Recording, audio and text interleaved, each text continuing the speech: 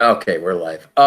Yeah, so dim sum, I've had it before with my buddy Khan, and I think it was an Americanized version of dim sum Right. because like, oh, you get fried rice, you get this, you get that, you get like these pastries and all. Well, then we went to an authentic one, and dude, they said, here, have some sweet beets. And I said, oh, sweet beets, and it's orange, and Okay. it's kind of in like a sauce or some kind. I grab it, it's really salty, and I bite into it, and there's like a bone, and I'm like, is there a stick in this? And they're like, well, yeah, there's a bone. It's chicken feet. And I'm like, chicken feet? Oh, Like, I think you said sweet beets. They're like, no, it's chicken feet. And I just like put it right back on the table. And there's tripe. I've had tripe. I don't mind tripe. For some reason, I like the consistency, kind of like octopus. I'm okay eating octopus. sure. And then they had beef, not tenderloin, beef sinew or beef something. And it was just this gelatinous fat. It just was fat, salty fat. And and then there was pork, and everything had bones in it. I'm like, dude, is this like this stuff they throw away at the butcher department that they don't want it? And hey, well, this authentic Asian experience, and no doubt it is authentic, but I'm kind of like, man, the animals got to be scared in China because they use every piece of their animals to eat. Yeah, I had a friend who lived over there and said the food was horrific. The authentic stuff was just horrible. Basically what you're saying. Yeah, chicken's feet and stuff like that. And oh god. How Yeah, about lutefisk, man? You ever give that a try? never in the 20 odd years I've lived in Minnesota, never had lutefisk. Don't care to try it. Yeah, I did Even once. Horrible, horrible. well, even when the Norwegian are saying it's horrible, the people that make it say it's horrible. Like that's not an endorsement. It's like I don't. If you're not going to eat it, it's from your country. And I have a whole new appreciation for American food. Because I hate it when the like uh, what's it called? Chevys. You ever got Chevys Tex-Mex? You got that out in Wisconsin still? No. Or no? No. Okay. Well, let's say you have like Bob's Tacos or Tex-Mex or the Acapulco, and it's got its tacos. And I don't mean to say Taco Bell. That is hugely American and so far removed from Mexican food. I understand the point they're making. But I'll go to a quote Mexican restaurant, and everyone's like, that's really not Mexican, authentic Mexican food. I'm like, yeah, I've had authentic Mexican food. It's shit. It's refried beans. It looks like shit, smells like shit. Everyone farts. That's why it stinks. I know. I want the Americanized version. I want the Americanized sushi. I want the Americanized Chinese. I want, pieces of meat without bone. I want a freaking fork and give me a freaking spoon. Don't. Well, it's not really. It's like, yeah, that's why we're like the dominant global superpower because our food rocks. Yeah, without a doubt. Anyway, TJ, how you doing? You're in the chat room. How you doing? I'm doing all right. Good, good. So, any excitement over there in Washington? Yeah, I actually just spent the weekend working on my fireplace that I had installed earlier this year that you saw. We finally got the river rock on it. Oh, okay. Your Yeah. uncle helped you with that? Not this time. It was my buddy and one of my relatives came over and we spent the weekend putting it up. It actually, it's amazing how much even the simplest task can get complicated by just the different things that you gotta do. It's just measuring and cutting and getting everything right. Mm-hmm. But the innards are all there. I mean, it's a functional fireplace as it is right now. You're just doing cosmetics. Yeah, it's mainly cosmetics because looking at a fireplace surrounded by drywall looks weird. Well, at least it's going to keep you warm this winter. Yeah, man, I was actually running it, or not running it, burning wood in it. And man, that'll heat up my house. My house isn't very big, so having the fireplace, and it's not as efficient as a stove. So, man, if I had a stove like that antique stove that I have, if I had installed that instead, you put in one or two logs and the whole house feels like a sauna. Yeah, we've got a wood insert, and yeah, I mean that's a super high efficiency. Heat the whole house. Well, don't you have an old wood burning stove that you're going to polish it up and install it somewhere? Yeah, this is all long-term planning, but I bought this antique Sears and Roebuck stove, boxwood stove, and the original plan was to put that in, but no contractor or whatever would install it because it was so old. So my plan is to build some sort of an outbuilding type thing on my property and use that to just to put that inside, because it's a lot simpler then, and sort of make it like a workshop or something like that. My outbuilding right now doesn't have any electricity and doesn't have any windows, and I can't do a lot except just store stuff like wood.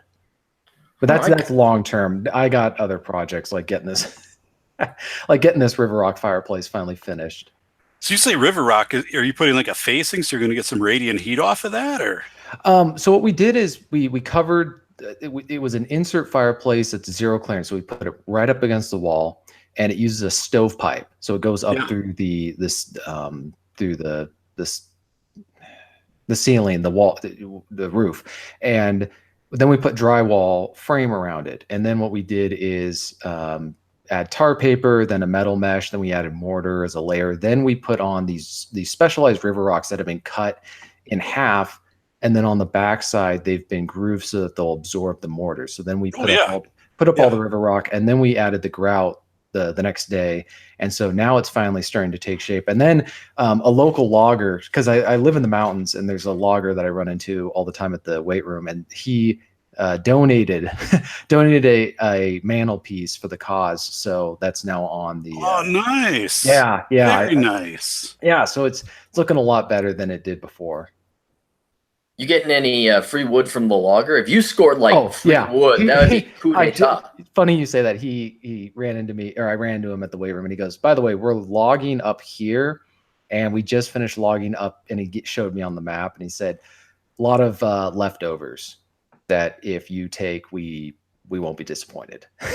Nice. So basically free stuff. So whenever I need to know where to get free wood, I just ask him.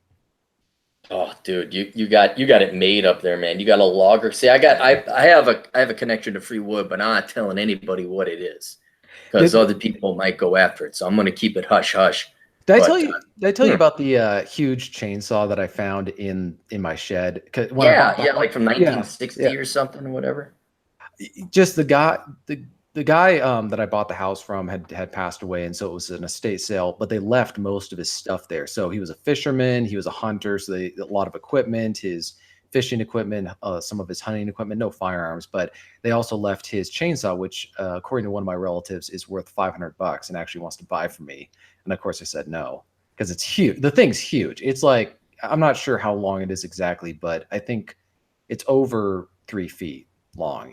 I don't know if you need that big of a chainsaw, because your fireplace is only going to take certain size wood, and you don't want to have such huge logs that they're not going to burn. That's the one downside to this fireplace, is that it's very narrow. As opposed to a stove that's I grew up with a stove where you could push a lot of wood inside. This doesn't allow for much, but at the same time, you put on a few logs and it'll get this place warmed up very quickly. Well, you don't have that big of a place. Is the fireplace going to be adequate enough? Oh yeah, it'll be fine keeping things warm. I mean, a couple days when it got cold, I threw on a few logs, and then I went to go to bed, and my bedroom was warmed up as well, because a lot of times. So yeah, it's great having that, but it was a little weird just looking at drywall surrounding the fireplace. Yeah. Now when I got it burning, it's got the river rock and it's got the mantelpiece on it, and I'm gonna probably add some things on the drywall next to it. We've already textured and painted that, and so I'll be throwing up my grandpa's World War II memorabilia up there. Cool. DT, how's your wood supply looking? You got 3 years worth last I checked. Got plenty. Can you hear me okay? Yeah. Sound good. Everybody hear me? Yep. Can you hear me now? I'm just kidding.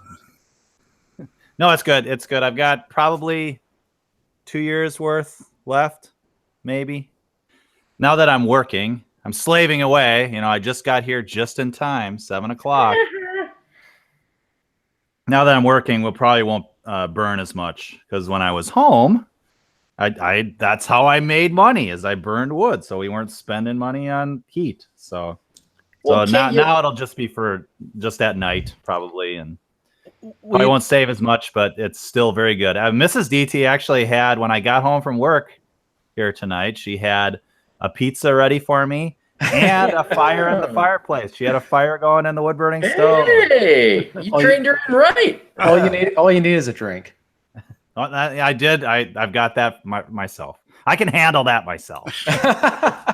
Well, can't you, like, all right, so Mrs. DT leaves for work, you gotta leave for work, kids leave for school. Don't you just, like, load up, because the GF will load up the wood burning stove with a ton of wood, put it on a slow burn, and you can still leave the heat off. I mean, you're still saving money if you put a sizable log and you just let it burn slowly. And the fire will keep the heat. Theoretically, Cappy, that would be fine, but I'm worried about my house burning down. So I don't like to leave a fire going when I'm not in the house. So that you could do that maybe, but don't you have glass doors on it? Yeah, I mean it's buttoned up. But the other thing I don't like to do is I don't like to I like to make sure that my fire is not smoldering, is not buffeting the neighborhood with smoke outside. Right. Yeah. So and it's if you've got too smoky of a fire, you're not capturing all the heat efficiently from the wood anyway. I mean that's energy going up your flue. So that would be the biggest problem I would think, because I'd probably get the local government unit sicked on me if it was just there's just smoke coming out of this damn chimney all day. Nobody's home. Yeah, it's funny, DT, you were mentioning how you use firewood to help keep the energy costs down. I probably could spend the next 50 years in this house and not spend as much money on electricity compared to the amount of money I've spent on this fireplace, because I live in an area next to a bunch of hydro dams, so hydroelectricity. Mm-hmm. We have the lowest energy rates in the nation and I would say in the world. I think that's not true. Everything is free in Cuba and Venezuela. That's where it's cheapest. Yeah, exactly. Actually, Iceland is the cheapest in the world because of all that's right, because of all the volcanic activity. Yeah.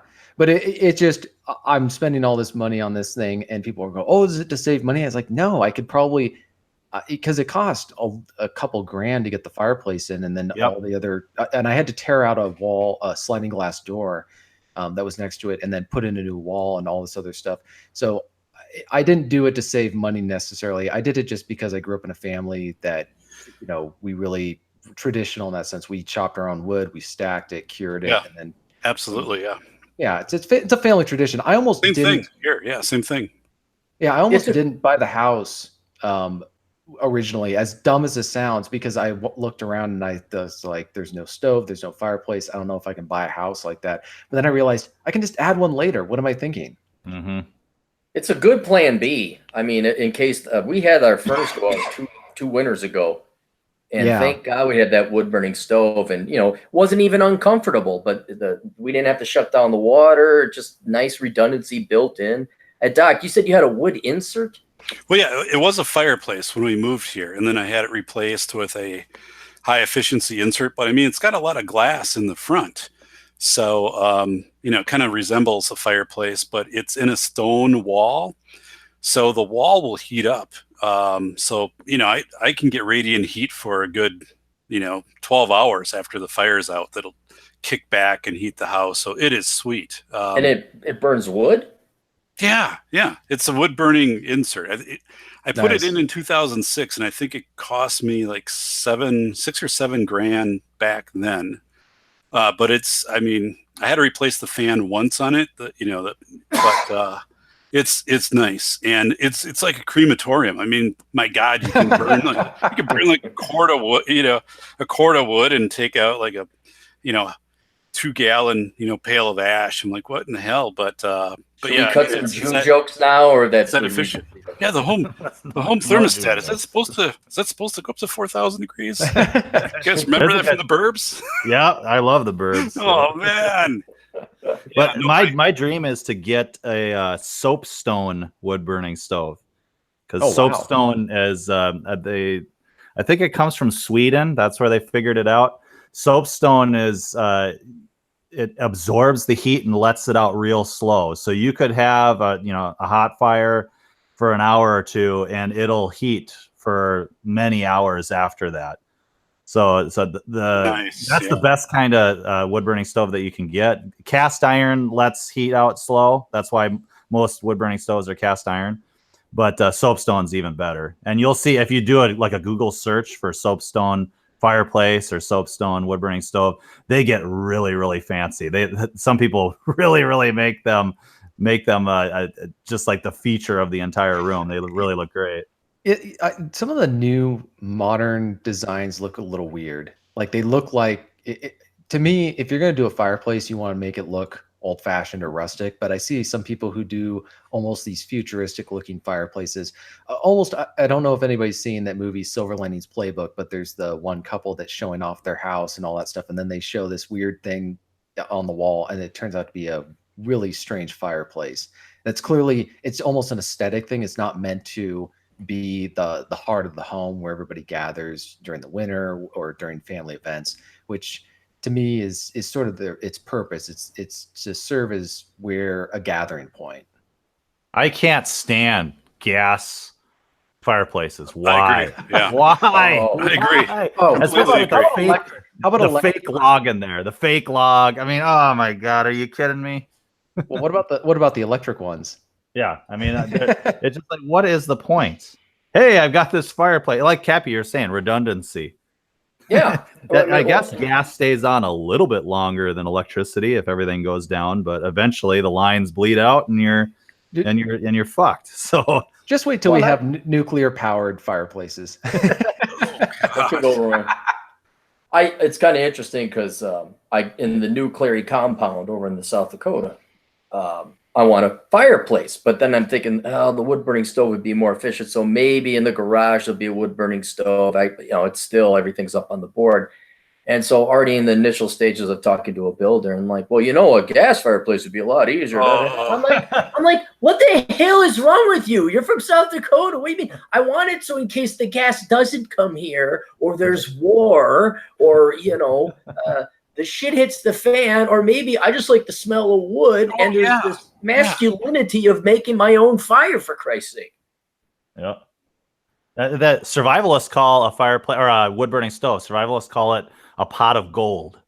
I don't know back in if you guys remember when all the survivalist stuff was going on, but they would characterize you got your pot of gold, that just keeps it in a shit hits the fan scenario.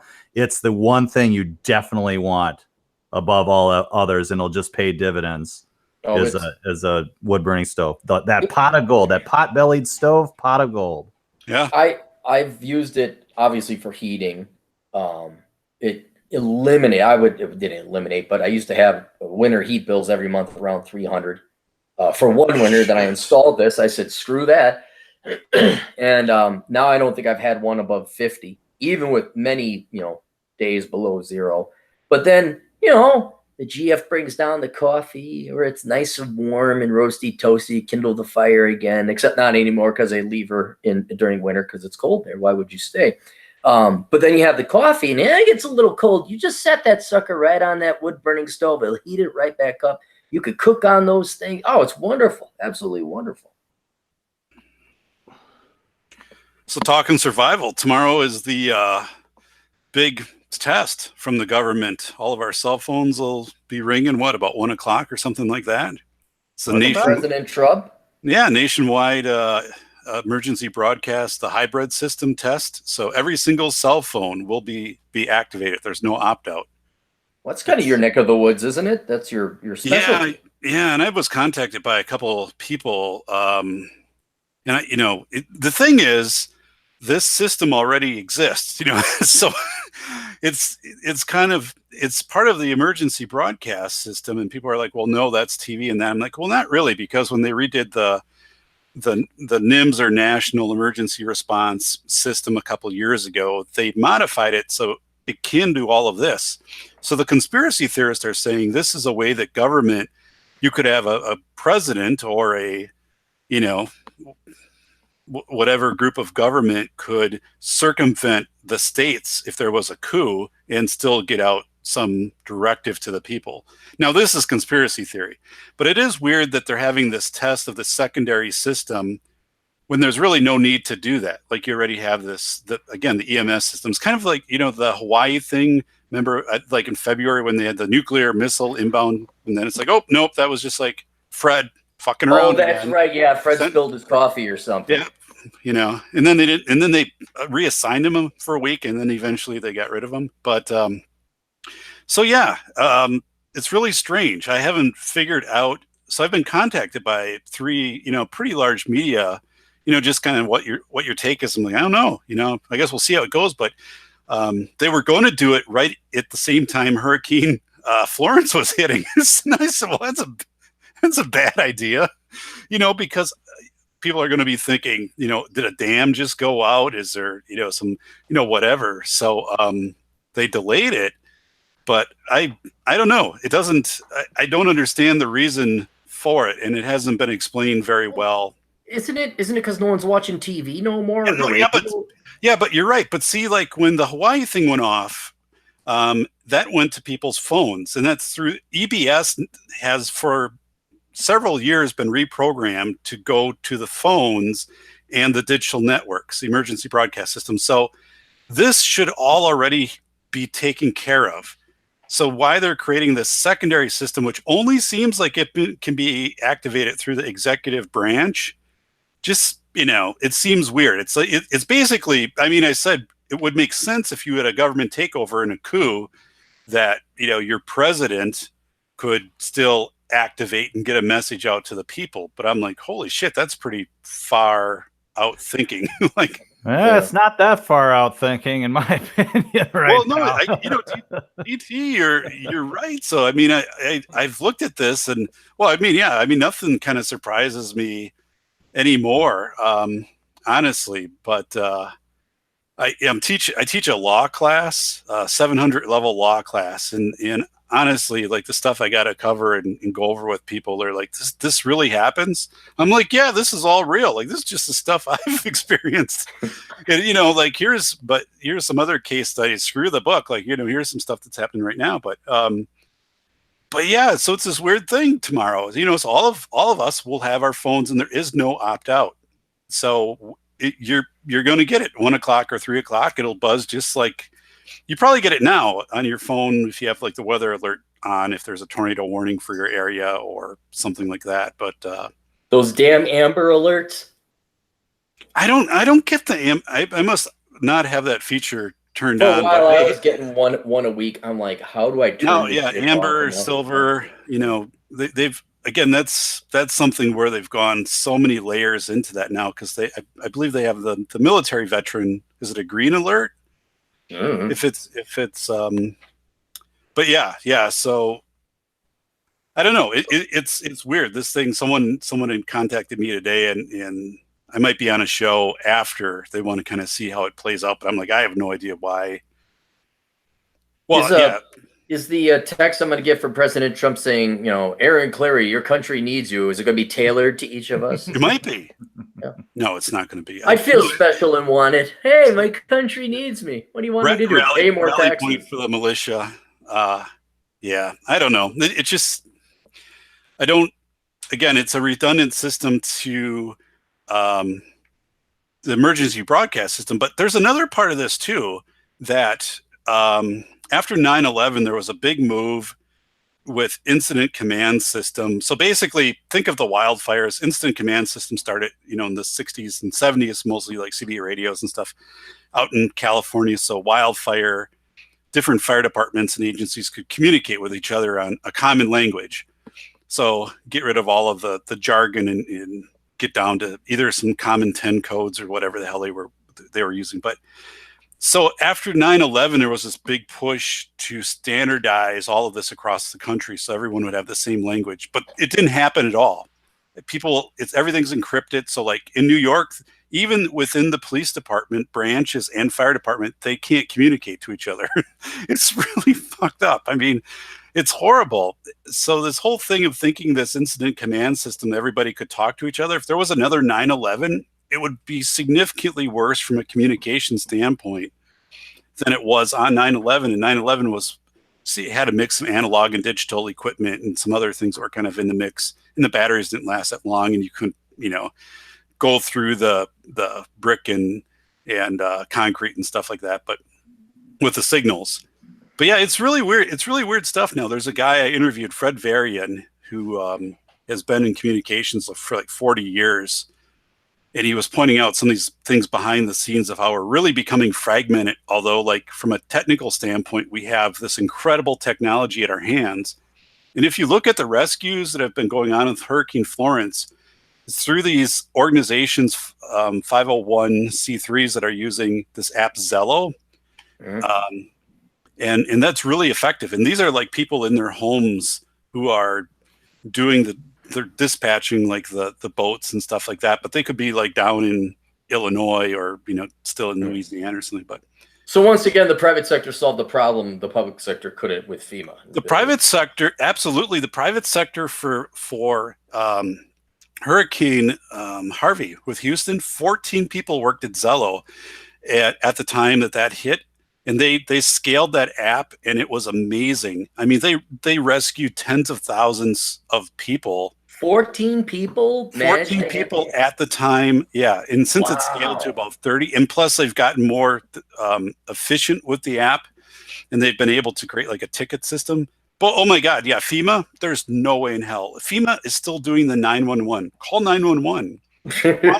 Problem with that is you're driving through counties. You don't know where you are at night. You've driven 80 miles from your home. I'm like, I don't know where the hell I am for county, and what the resource. So I know the private sector's kicking ass on this stuff.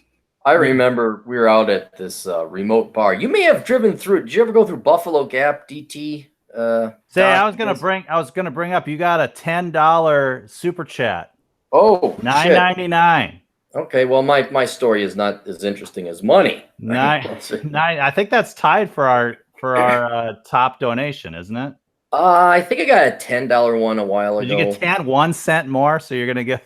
they got the top score was $10. I'm $9.99. I'm very thankful someone donated $10. That's going to be my gas expense for the week. So thank you. What is the young man or young lady have to say?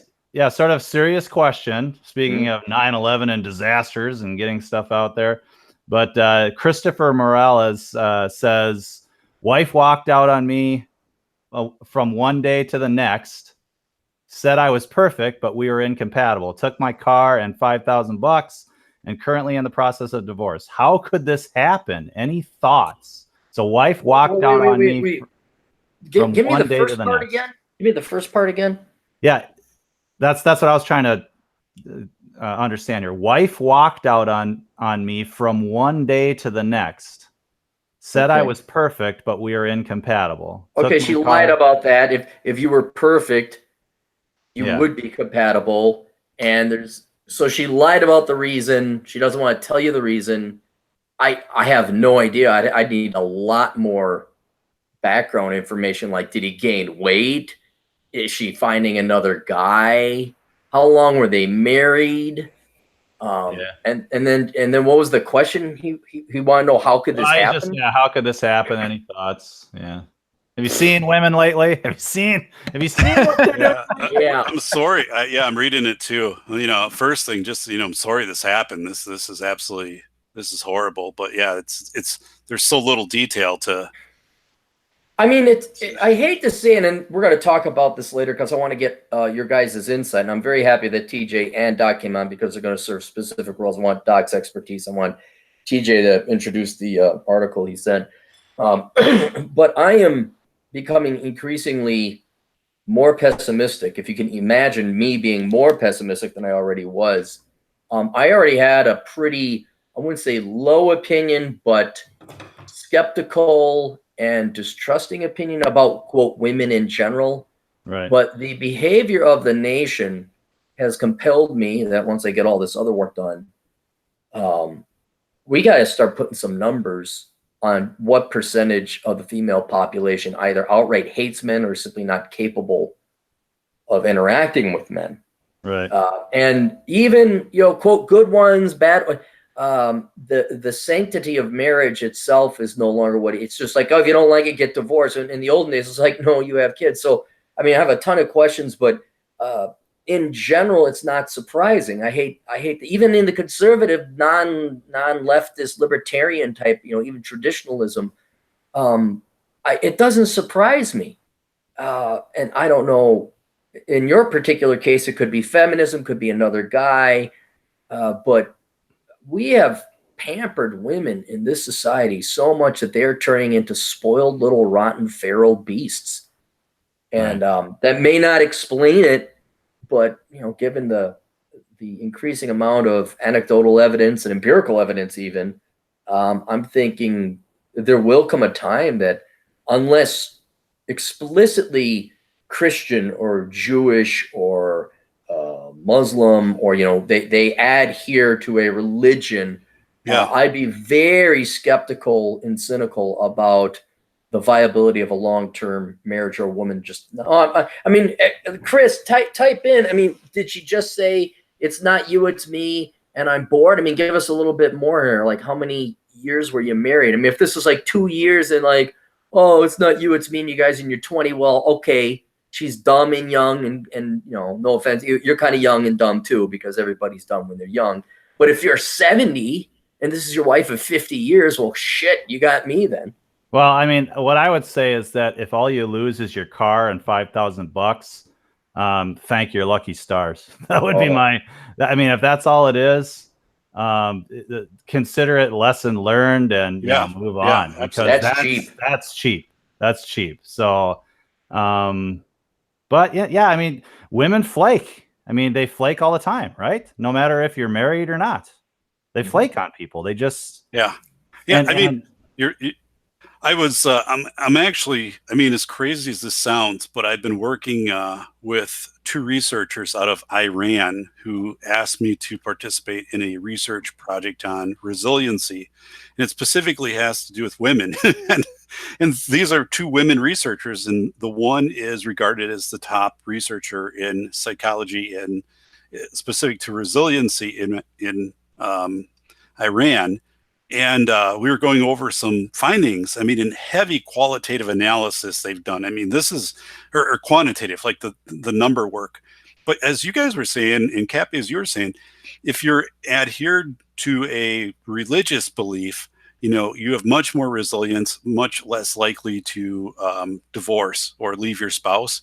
And we were having a conversation. I said, in the US, just anecdotally, what is it right now? It's one, I'm a victim, or it's another, that I am externally validated. I mean, how many people, especially, we're talking about,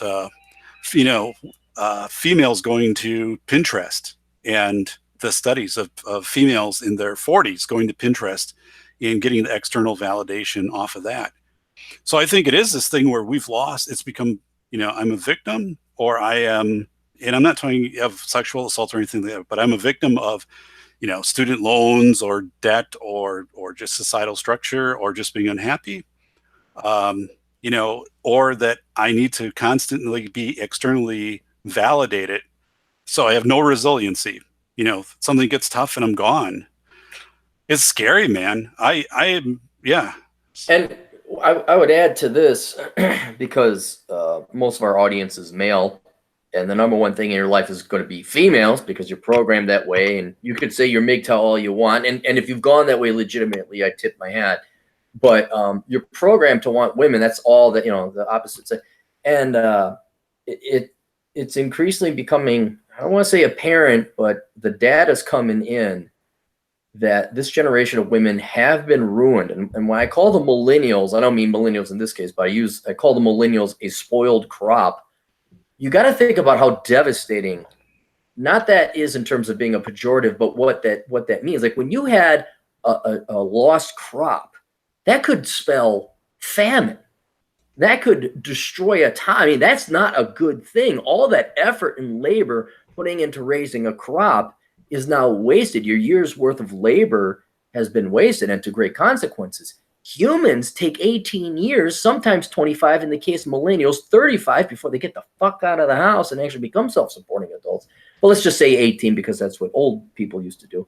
You spend almost 2 decades investing, getting this crop of people up and running, and the the women, we invested a lot of resource, but they've been given some bad nutrients. And now they're warped to the point. I don't think they're a wasted crop. They're not going to function as they historically have. Some of them who are listening to this are cheering on, that's right, we're going to get it there. And I'm going to point out that 2 million years of human evolution probably knows more than 50 years of a bunch of pissed off feminists.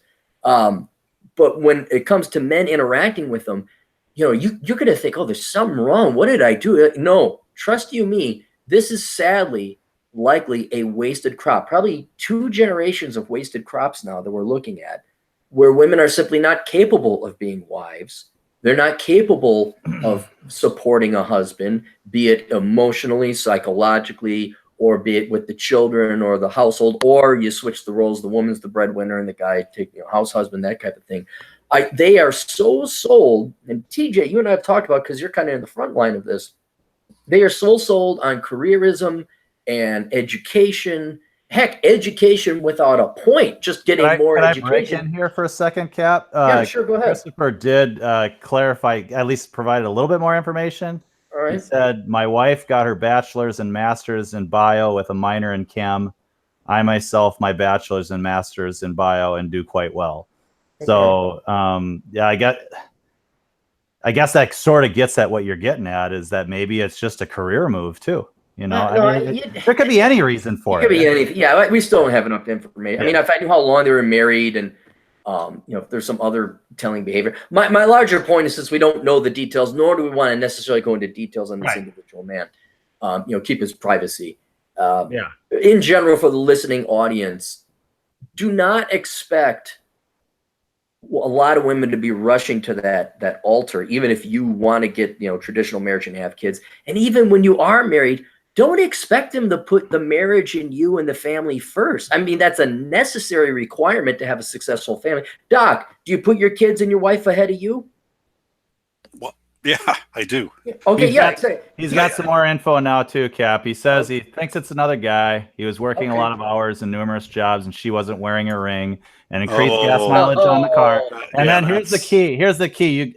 You're getting off lucky here, in my opinion. We were together 3 years, and we're married for 7 months. So this chick, in my opinion, I know it's hard. I know it's heartbreaking. But if all it is a car and $5,000, and you're this successful, you got your master's in fucking bio or whatever. Still young. You're still young. This is just, take it as a learning experience. Be thankful that she's just gone.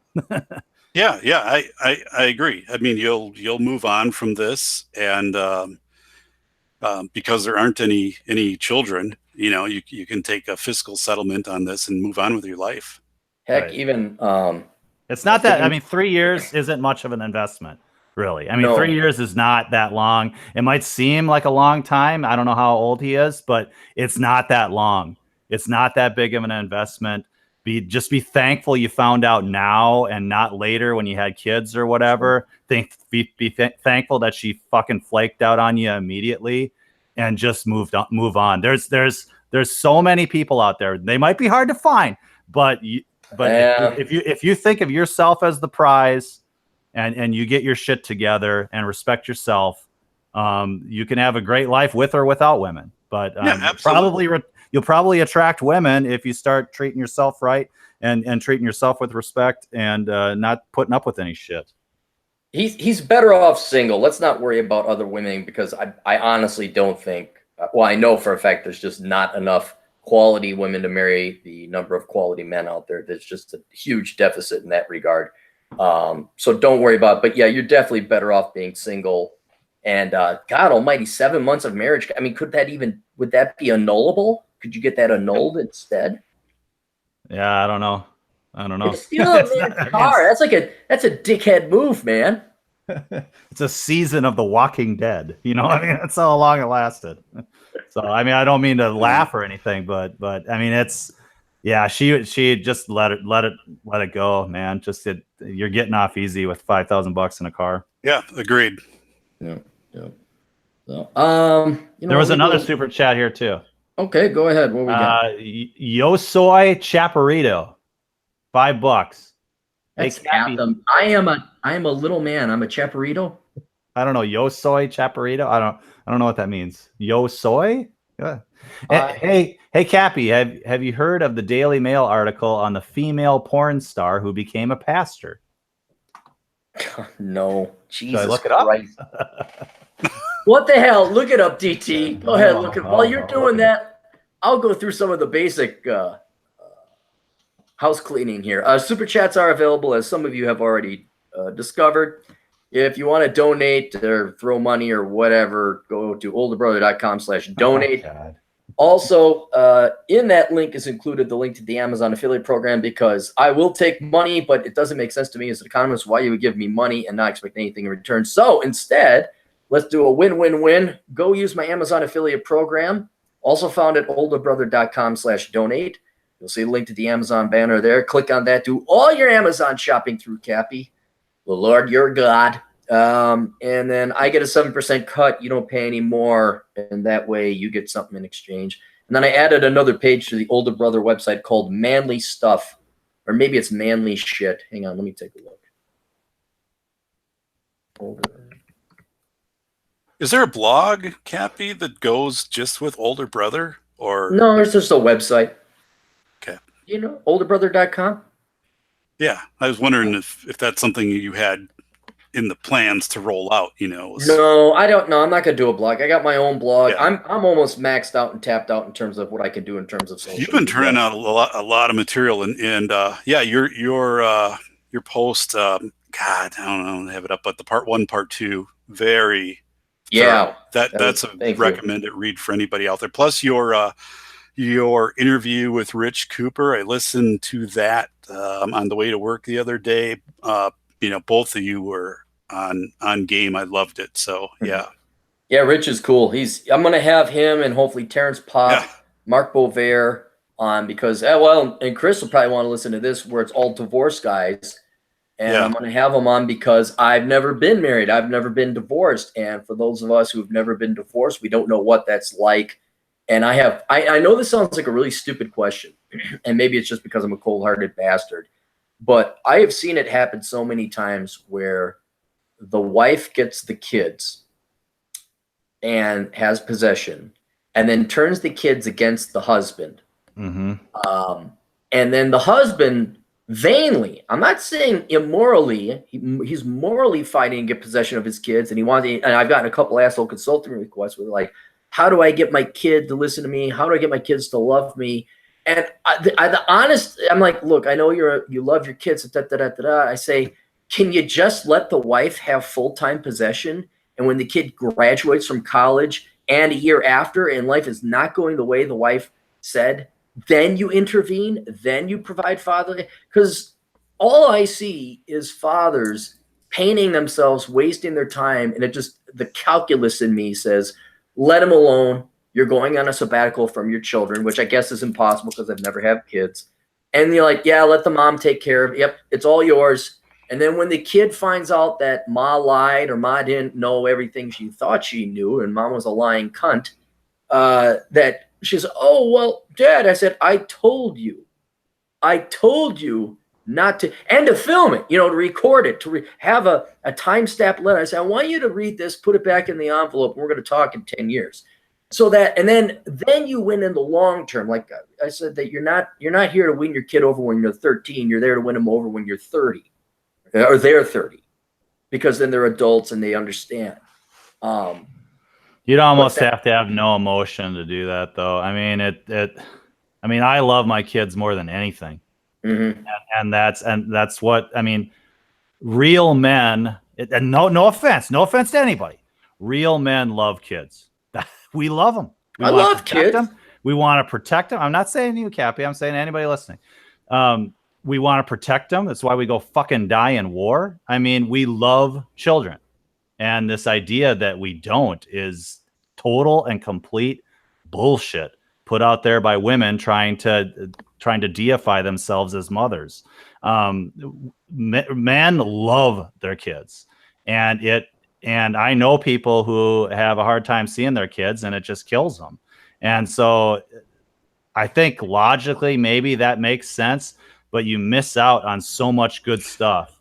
But you're not. That's my whole point. If you're divorced, Yeah, but even if I mean these moments that these dads get with their kids, whatever it is, I mean they'll drive hundreds of miles. They'll do whatever they need to Terrence do. Pop drove across New York and Philadelphia, all the way from Detroit, I think it was. They'll do whatever they need to do to see their kids. That's how much they love them.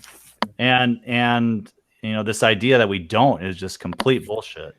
And, you find that article, or? Yes, I did. Okay. There's some good quotes.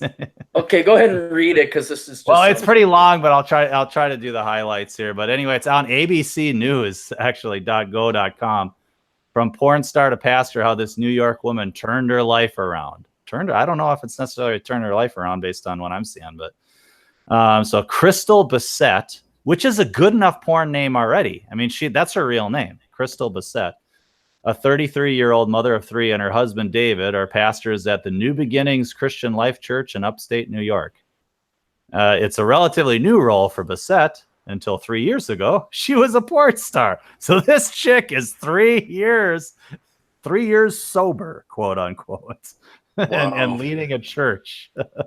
Her screen name was Nadia Hilton, which Crystal Bissett almost sounds sexier. I like it better. Yeah. And she starred in over 100 adult films. Looking back on it now, she said she was shocked that her mind and body got to that point where it just became this normal thing. So what it goes through here is that she was this good kid in high school. I was on the honor roll in high school and was a varsity cheerleader. And then she got pregnant when she was 16. Accidentally, just happened. Yeah, just happened. And she started stripping to make money and moved to California to give her son a better life. Here's an interesting quote. "We grew up poor, very poor," she said. "I wanted to give him all the things. I didn't have a snowmobile. I didn't have four-wheelers. I didn't have any of that stuff as a kid. Most of us don't, and most of us still don't." Jesus. That's the bar? Oh, okay, I'll spread my legs so I could get a snowmobile.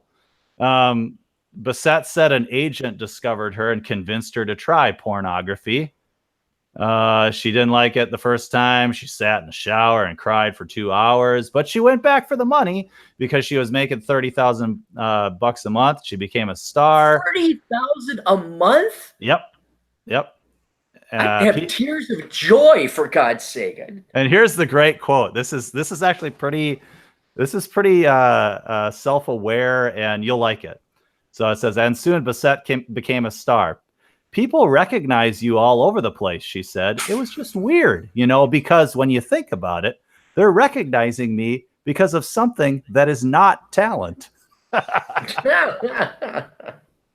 That's not talent. It's not like I'm curing cancer or anything. I'm adding that on. But so she got really famous, really rich. She bought, a house, bought a Ferrari, started her own nightclub, spending money all the time. But then she said, "I started taking painkillers and hydrocodone and drinking alcohol to get through the scene. I was numbing myself." And here's a big one that I'm sure all of you will go, of course. She said she was also coming to grips with the sexual abuse she said she suffered as a child. I had a bad abusive childhood. I was sexually abused by 2 different people as a child. That, I think, is a huge impact on why I got into the adult industry. I was constantly seeking for male attention I didn't get when I was a kid. So she went from one drug to another. She went from porn to Christianity. All right. So she got into it looks like she got into a car crash because she was drunk. And she had stitches down the side of her face, and it was her wake-up call. She started going to church with her sister, and she decided to leave the porn industry for good. The final scenes she shot were especially difficult. "I actually started reading the Bible when I was on the set," she said, adding that by the end of her porn career, "I hated doing porn because I wasn't taking pain medicine or anything like that. It was like everything was sinking in. It was horrible."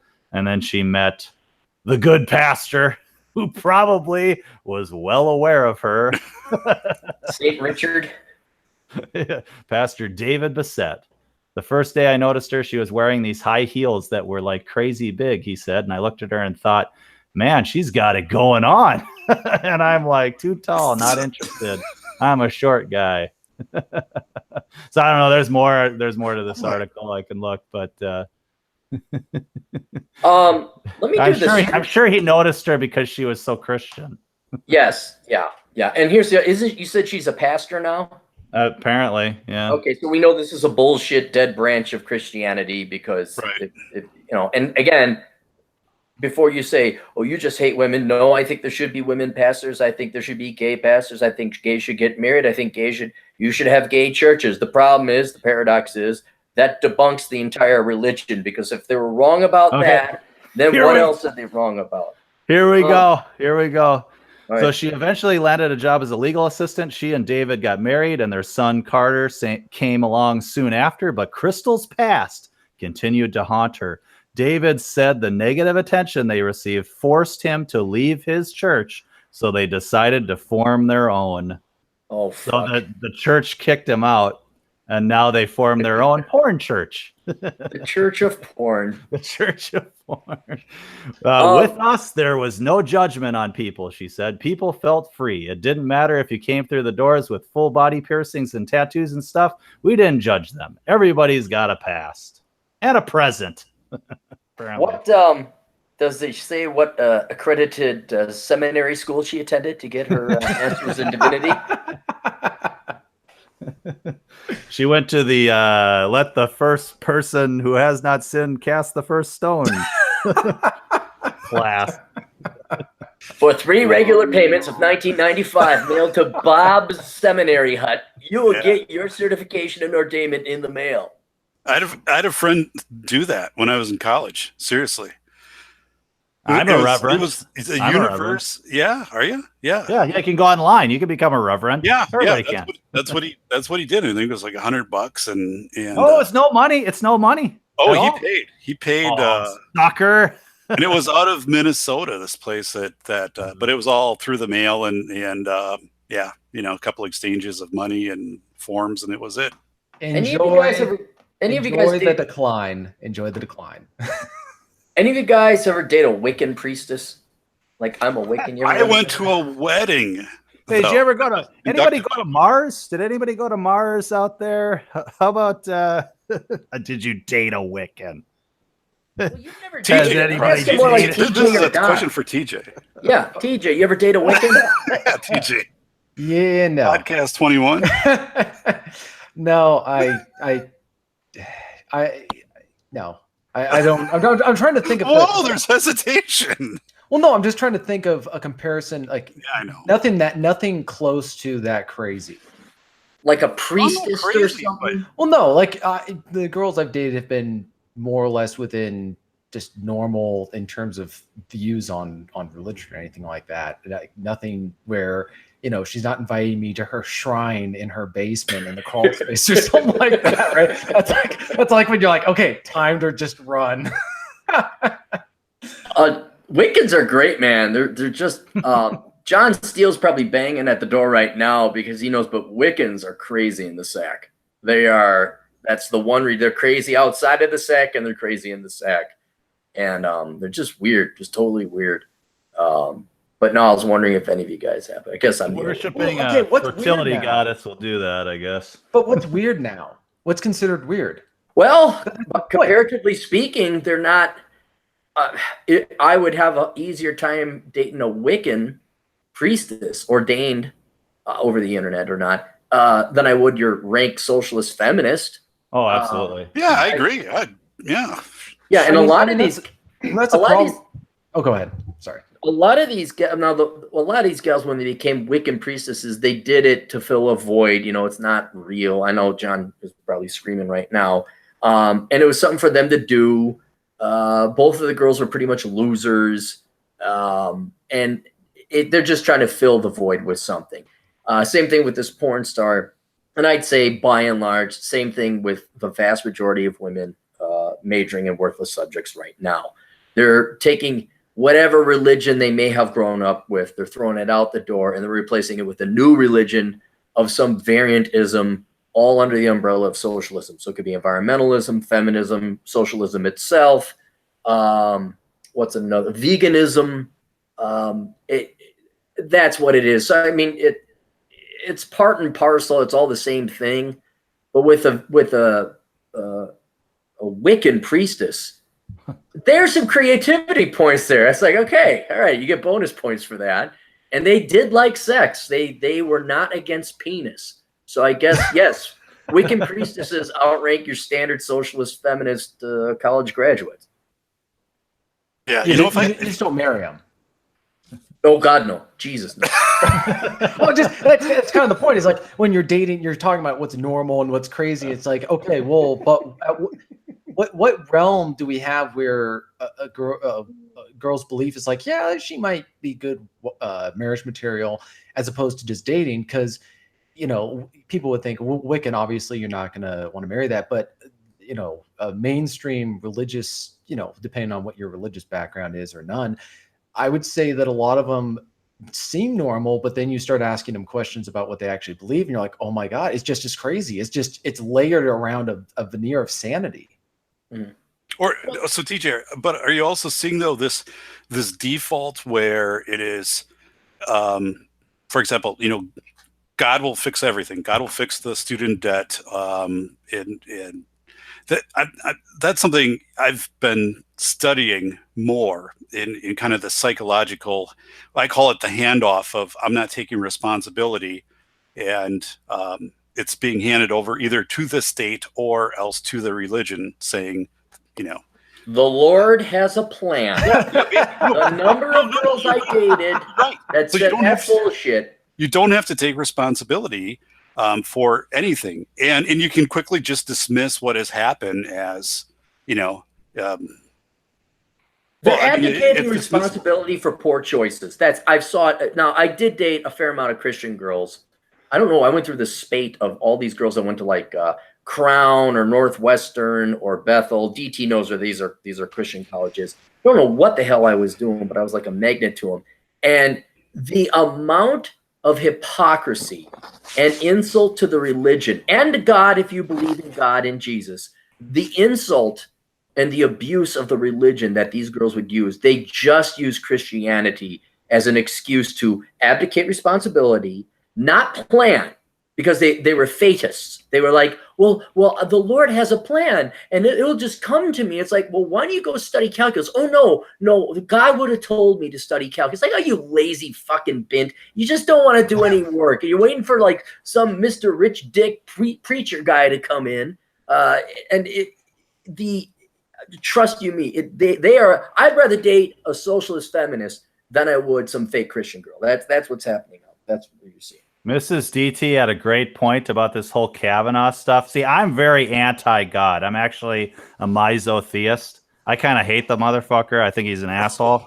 But she's always kind of rolled her eyes, or it's kind of, we both come from a Christian background. We were both Christians. We're full-on Christians. If you go to blackbrigade.org and listen to my previous podcast, you can hear the story. But I hate him now. And she came yesterday. She looks at me and she's like,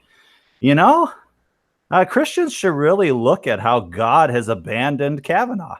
And she's absolutely right. I mean, the shit that this guy is going through when his fucking kids are praying for the woman, the most powerful part of his testimony when he's talking about his kid, praying for this fucking bitch that's trying to destroy his life. Right. And it's a nice thought. But and that's why kids are great, because kids come up with those thoughts. It's true, but that's not the world that we live in. And it's like, come on, God, give this guy a hand who's fucking, and he was a virgin in high school and college. He's basically given his life to your service. And my God, you've forsaken him, and God's a fucking asshole. He's an asshole. I wanted to show this. I have mastered, well, not really mastered. I want to give a screen share of you guys. Take a look at this gal here. Do you guys recognize this gal? Okay, where are you sharing it on? Can you see it on the broadcast? Yeah, I don't recognize her. All right. Okay, now it's coming up on your. Okay. This gal's name is Haley Koch. Think Haley Koch, like Koch brothers. And And you can read down here. This is 13 years old. Elizabeth Haley Koch is an American left-wing student, queer activist, and cabaret performer. She was born to Susan and Christopher Koch, Emmy and Peabody award-winning filmmakers. This is coming back to me now. I remember I said, why does it sound familiar? She graduated from Sidwell and Friends, which is a school that all the president's kids go to, of Washington, D.C. in 2005. She was a student at the University of North Carolina, Chapel Hill, performing in performance studies, minor in sexuality studies. Haley Koch, so this is like your proto-social justice warrior. Yeah, this Christ. is your typical, spoiled, rotten, rich kid. Haley Koch traveled to 25 countries in Africa and the Middle East somewhere between July 5th and August 2006 because she had the money and never worked it. Oh, I'm sorry. She danced naked. Call her Haley Cock. Yeah, that's what you want to call her. You call her that to start. Well, you're gonna get a laugh out of this, boys and girls. You're gonna find out where I'm going. She danced naked with the member of the Himba tribe while in South Africa. She plans to do ethnographic research on sodomites in Europe and the Balkans during the summer of 2009. Haley Koch calls herself a radical queer femme, incest artist, activist. Dude, she was way ahead of the curve. Look at all that. She was like so social justice warrior-y with a love for social justice and sparkles. Oh. Blah, blah, blah, blah, blah, blah. Now, do you know why? I wrote an article about her, exposing her for just this bint that she is. Guess what she's doing now?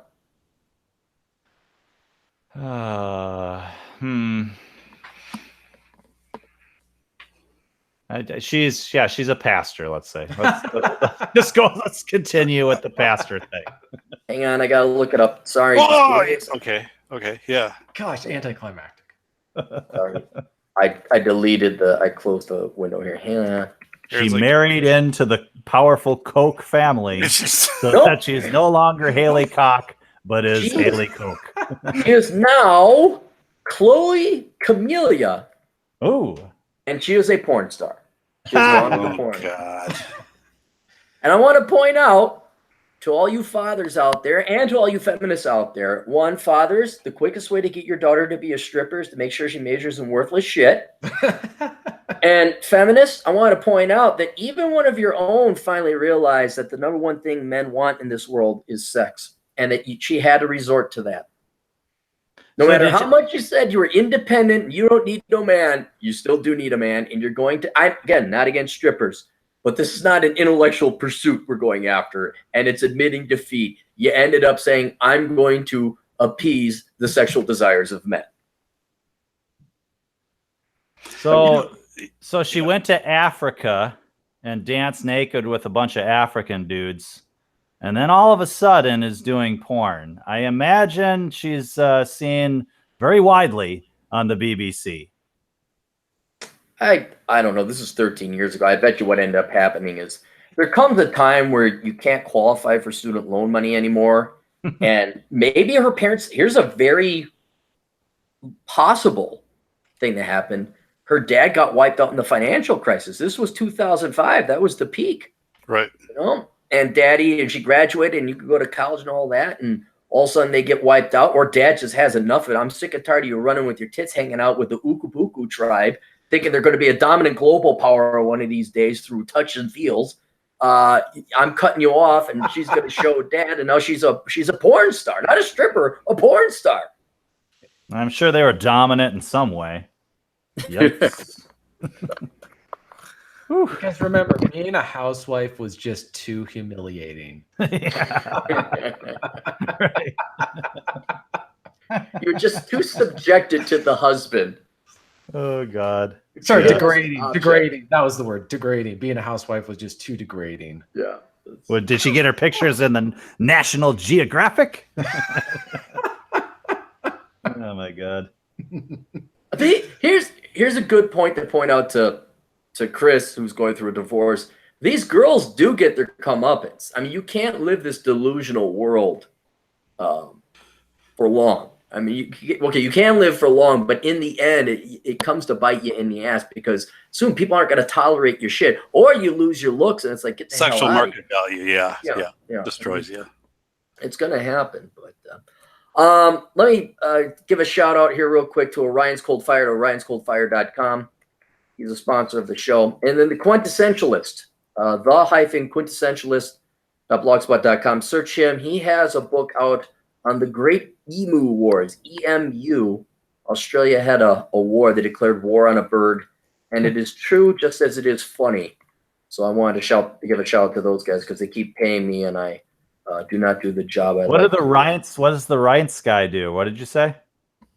But Orion's Cold Fire, he just has a blog and he writes conservative stuff. But I say his main selling point is the photography. Because he's gone to a ton of national parks and like stood in exact spots I've been. And I'm like, you're there, you're there, you're there.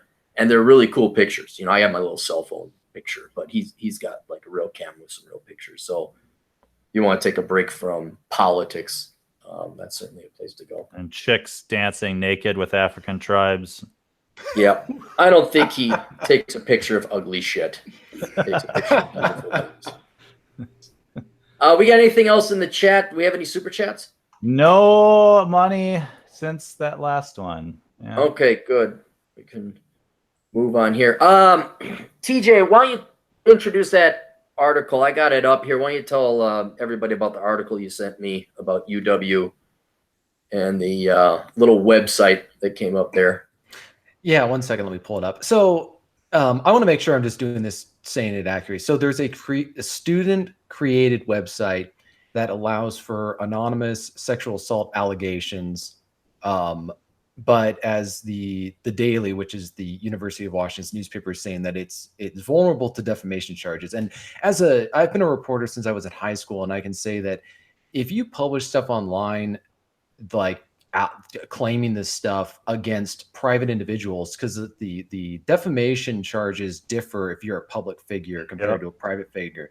So it's much easier to do that. To basically, people who are private individuals are much more protected from this stuff. So unless there's police charges filed, if they publish names on this stuff, they can get sued. And so the site's called Make Them Scared UW, and it allows users to anonymously, according to the article, accuse people of sexual assault and harassment. In less than a week, dozens of allegations have been made against men, both within and outside the UW community. And so since its launch on Monday, September 24th, moderators have requested additional information from accusers that they say they are using to vet the allegations. I'm sorry, the fact that the website's even up. Well, yeah.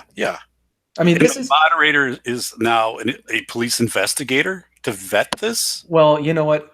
Here's the thing: it's not going to last very long, because if they get sued, they're going to get sued. They will have no defense. I can tell you from my knowledge of libel and defamation of character. It's with private individuals. I mean, there's newspapers that have been sued when they are reporting a person's name when they've been arrested by the cops. If you don't publish their entire name and all the factual information, if someone else has the same name as him, they can sue you successfully because it's hurting their reputation. You need to print the full name. You need to say as much information as possible, like how old they are. So if they do any of this stuff, I mean, look at what happened to the Rolling Stones. They just got completely taken to the clean. You think these idiots would learn from this stuff? Right. The Rolling Stones, what, the band? Yeah, no, the band or the magazine? No, the magazine. Yes, you're right. Sorry. Yeah, the Rolling Stones published that article, which, by the way, if I had ever turned in a story like that to any of my editors, they'd have probably, well, first of all, they would have fired me on the spot. Done. If I'd ever handed them a story like the one that was published by, I can't remember what her name was. She was the mattress chick, right? The one that had the mattress. No. This was the alleged fraternity, sexual assault on shards of glass. Which, by the way, guys, if anybody's got the slightest cut from a piece of glass, you know how difficult it is to get that bleed. Anyways, the point is, the Rolling Stones magazine got sued by someone at the university, and it's getting sued by the fraternity because it's just how many times do these people have got to get sued before they learn? Well, they have an agenda, and that's where I wanted you to lead with this, because it's one article that's in part of a theme of a trend. TJ, did you go to the site and actually look at what they list? It's basically a Wiktionary type of entry website. I didn't actually look at the site. I don't really want to visit it, but it's bone chilling that these sites exist, and that I'm a person who, whenever I see a situation like this, I'm always looking down the road and saying, what's going to be the inevitable logical conclusion of this? Right. And what we're going to have in our society, we're eventually going to have an East German style society in which you cannot talk to anyone about anything anywhere without wondering whether it's going to appear on social media, whether you're being recorded, whether the person's going to report you, whether you're going to have false accusations. I mean, look at what happened to the Communist Party in Bolshevik Russia under Stalin. These guys were party members and they were falsely accused of crimes. And like 90% of the party was purged during Stalin's show trials. So, and these were people who were dedicated to their cause. So I just see that happening here where people, and the other thing is people want to get their 15 seconds of fame. So they're going to make false accusations. They're going to want to get as much as they can out of say a bad date or whatever. They just make it up because they want to be part of it. Well, let me tell you what it looks like, because I went there and read through it. It's a Wiktionary entry. And it basically is provide the guy's name. So they provide the guy's name, school, what happened, did you report to the authorities? The vast majority say no. A handful are actually legitimate. I would believe them because they said, yes, I did report to the authority and there was an actual rape. The vast majority of them say no, and it's not rape. It's, okay, he felt maybe sexual assault or aggression. I don't know what the legal terms are. There's usually booze or pot involved willingly on the part of the girls. And then they wanted to know if these people were part of a fraternity, and if you're concerned about sexual assault and rape and you want it to end and you want to be fair about it, what do you, okay, how do I want to put this? The people that are listed as the rapists and sexual assaulters, what do they all have in common? They're white males. They're males. I don't know if they're white males. Maybe not white. Males. Yeah, there's plenty of false accusations against brothers too. Yeah. Right. Well, my whole point is there's not one woman listed in this whole thing. I don't know what their hard on is for getting fraternity people, but TJ basically had it right. Not only in the legal interpretation and like, yeah, any one of you guys, I mean, going up there, you could go and sue the living piss out of these people. But I don't believe, I'd say 92% of the accusations up there. This is attention whoring. This is stick it to the man. This is fight patriarchy. And as I alluded to before when we were talking to Chris, unfortunately, about his divorce, how women have been co-opted and turned into a wasted crop. I'm not saying that what happened to them was right. You certainly should not have your boobs felt on a date. You certainly should not have a guy have you hold his dick. I mean, you read through some of them. This is like middle school, high school bullshit. And I'd say you shouldn't be there while you're drunk or high on pot either. But, you know, neither here nor there. They are just completely delusional in a lack of situational awareness, and are programmed to say, I'm a victim, this is a crisis, and it's rape. I've been trying to figure out what we should do about this. Today at work, I was be careful. I was alone in a car with a woman driving to a meeting. And I was also in a room with two women, just me, the only guy, in a meeting. And it's like, you know, with all this Kavanaugh stuff going on, it's like, oh yeah, is that smart? Is it smart for me to be doing that? It's not. But it is not. But it's like, are we supposed to completely, because of a few fucking idiots that are doing it, are we supposed to shut everything down? The good women who would never do anything like that, who wouldn't even think of it? Are we supposed to, you know, be suspicious of everyone like these people want us to be. They want us to be in our little groups. They want us divided. They want us suspicious of each other. And so I'm thinking, what if I was accused of something? What if a woman said, right. Oh, DT, you grabbed my leg in the car and you made a pass at me and I'm going to get you fired or whatever, you know? I'm going to make you agree and amplify. Don't you agree and amplify? Don't get defensive right away. Say, well, you strapped one on, you put it up my fucking ass. You agree and amplify in these bitches. Your daily Jeez, reminder. What kind of car do you have? But you're DT. You're right. You know, but you are right with these allegations, and I've talked about this before, and I actually think I had a counter way to help people defend against this, and it was weird because I ran it past an attorney who was kind of working with me on this, and he said, "Ooh, that's a thorny response." That was his that's exactly what he said. This is a thorny way to approach it. Not that it wouldn't be effective, but I'm not going to go on the air with you. I won't you can't mention me in anything that you post about this because I'm not going to be out at the forefront of saying this is a strategy to combat this. I'm like, well, what the hell? Seriously? He's like, you're on your own, dude. So yeah, I'm with you. And you know, the part that's missing, you know, between. So you're with me and basically accusing them right back of something even worse. It's like scene in Clear and Present Danger. I'm saying I'm with you that this is the fear though that is going through every guy's mind. Yeah. The fear. And the other part that's missing here is the doxing. You know, it is once it's you, but now it's your family. I mean, look at Gavin McInnes on one of his latest shows was saying his kids now are being doxed, and you know, but granted, just at softball or little league games and stuff like that. So he said for the first time, you know, his kids 5 and 8, he's having to kind of deal with some of this stuff that's going directly toward his kids. And I mean, I think everything is off the table. You know, there used to be, remember the decency in prisons like Shawshank Redemption, you know, at the start when there was some decency, but even in this process, I think the decency is gone. I think if someone is out to get you, they go after your kids. Right. Even the mob, back in the 30s in Chicago, they got together and said, okay, we got to have some rules for how we engage with each other. And one of the number one rules was you don't touch family. You don't go after wives. You don't go after kids. If you've got relatives that aren't a part of the family crime, whatever, that you couldn't go harass them. And, you know, people think that The Godfather was making that up. No, that was a very firm rule. They had a bunch of other rules. But yeah, it's a sad state when the mafia have higher moral standards than some of these people.